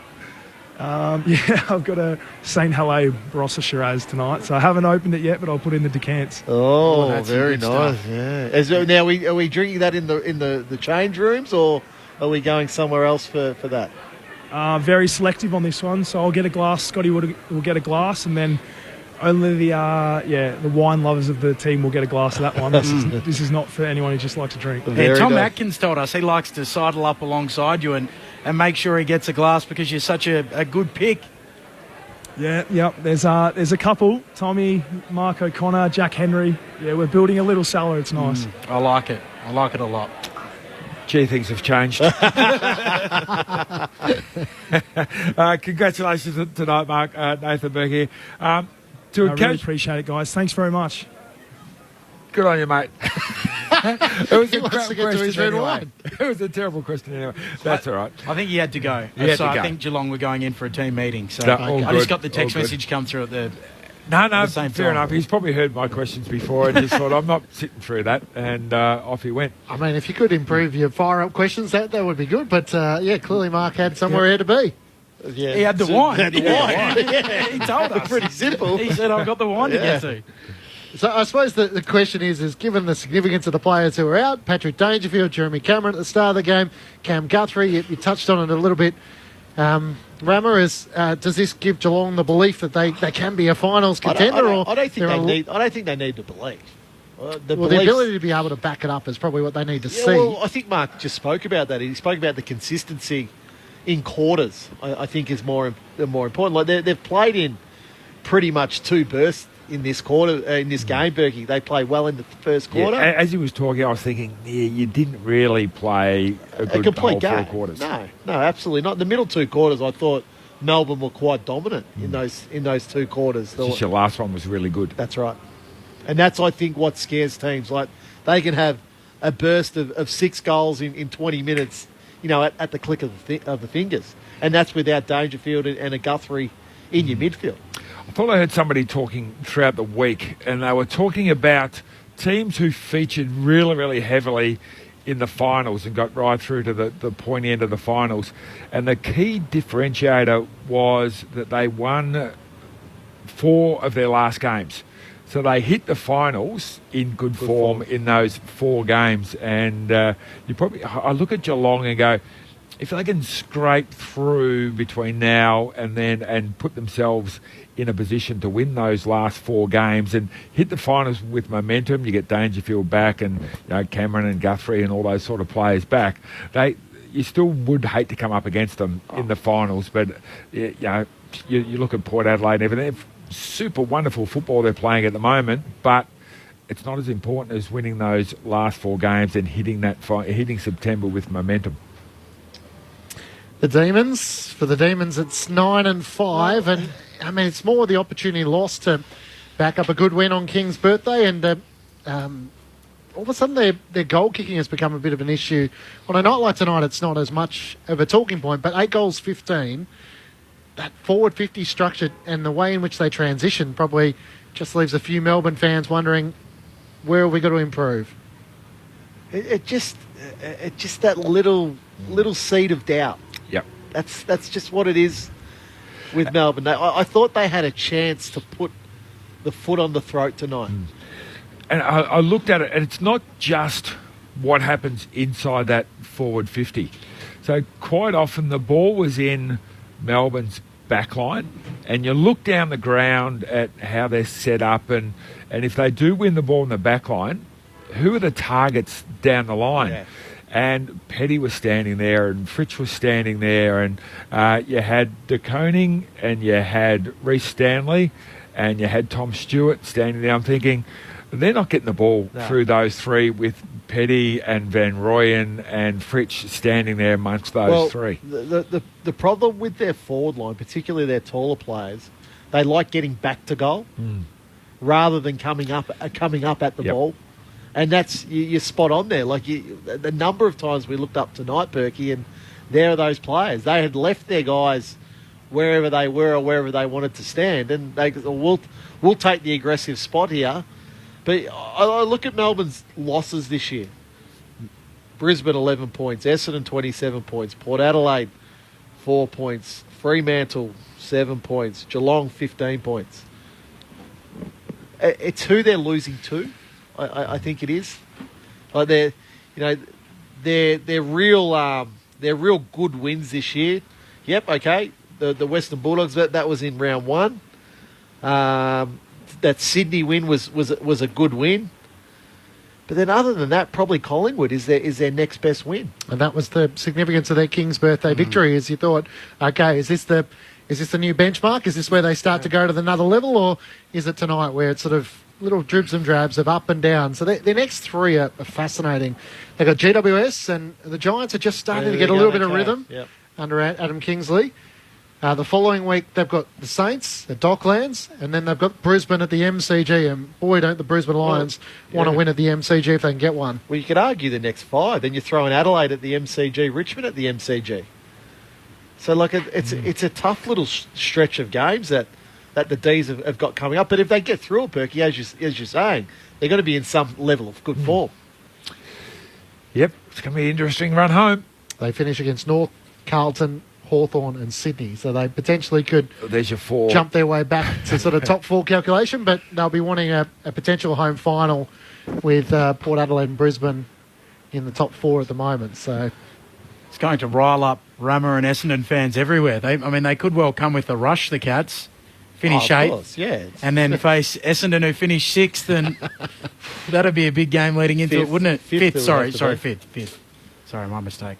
Maths, not a strong suit. I said it off the top. Rama's pinched your season guide with all the teams. Fantastic. He's done it well, hasn't he? Yeah, he's doing a good job. That's very handy. Yeah. That's a lot of it's rubbish, but this one page that I've got here is quite handy. At the hours of preparation Ben Cameron puts in on the SMS 0437 774 774 ahead of the votes in the ABC Footballer of the Year.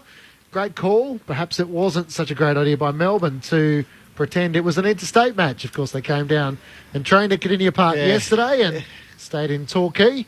And Bruce from Rock in WA. Can I just touch on that? Sure. As a player, and I wonder if Berkey's the same here, every opportunity I had to sleep in my own bed the night before a game or any time, I want to take that option. And today, I think...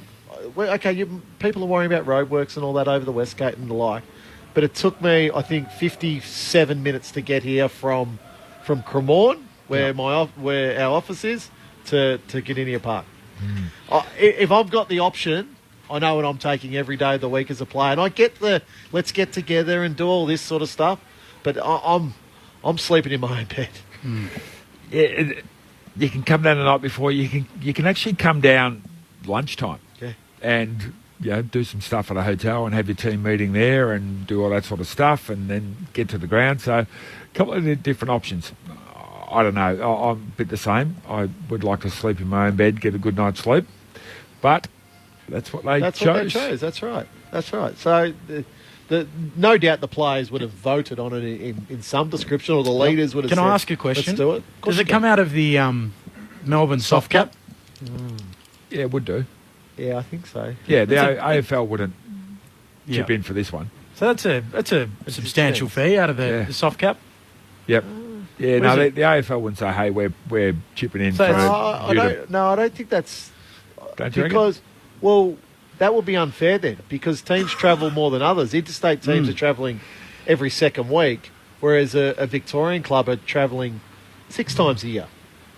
Yeah, so I think that might be the exemption. So I know the Western Bulldogs, when they play in Ballarat, they do stay in Ballarat the night before.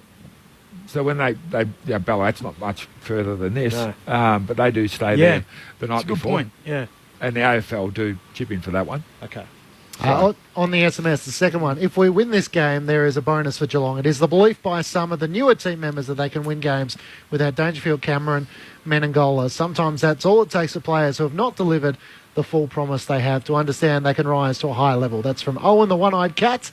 Hopefully we addressed a bit of that in Geelong's impressive 15-point win over the Demons. The votes in the ABC Footballer of the Year from Nathan Burke. All right, I'm going to go with a Melbourne Christian Petrarca, 1 vote, 1 goal to 33 possessions. I thought a four-quarter effort there really, as Melbourne dropped off at times, he kept his standard very, very high. I'm going to give 2 to Brad Close. I thought he had a four-quarter performance, and especially in the periods where Geelong weren't really doing well, he was the one player that kept his rating really, really high. And 3 to Gary Rowan for 3 goals, 2 and 16 possessions in a really tricky night to kick goals. I thought he was a standout, clean player. 3 to Gary Rowan from Nathan Burke in the ABC Footballer of the Year. Might miss the next 3 weeks, though. Who knows what's going to happen at the tribunal.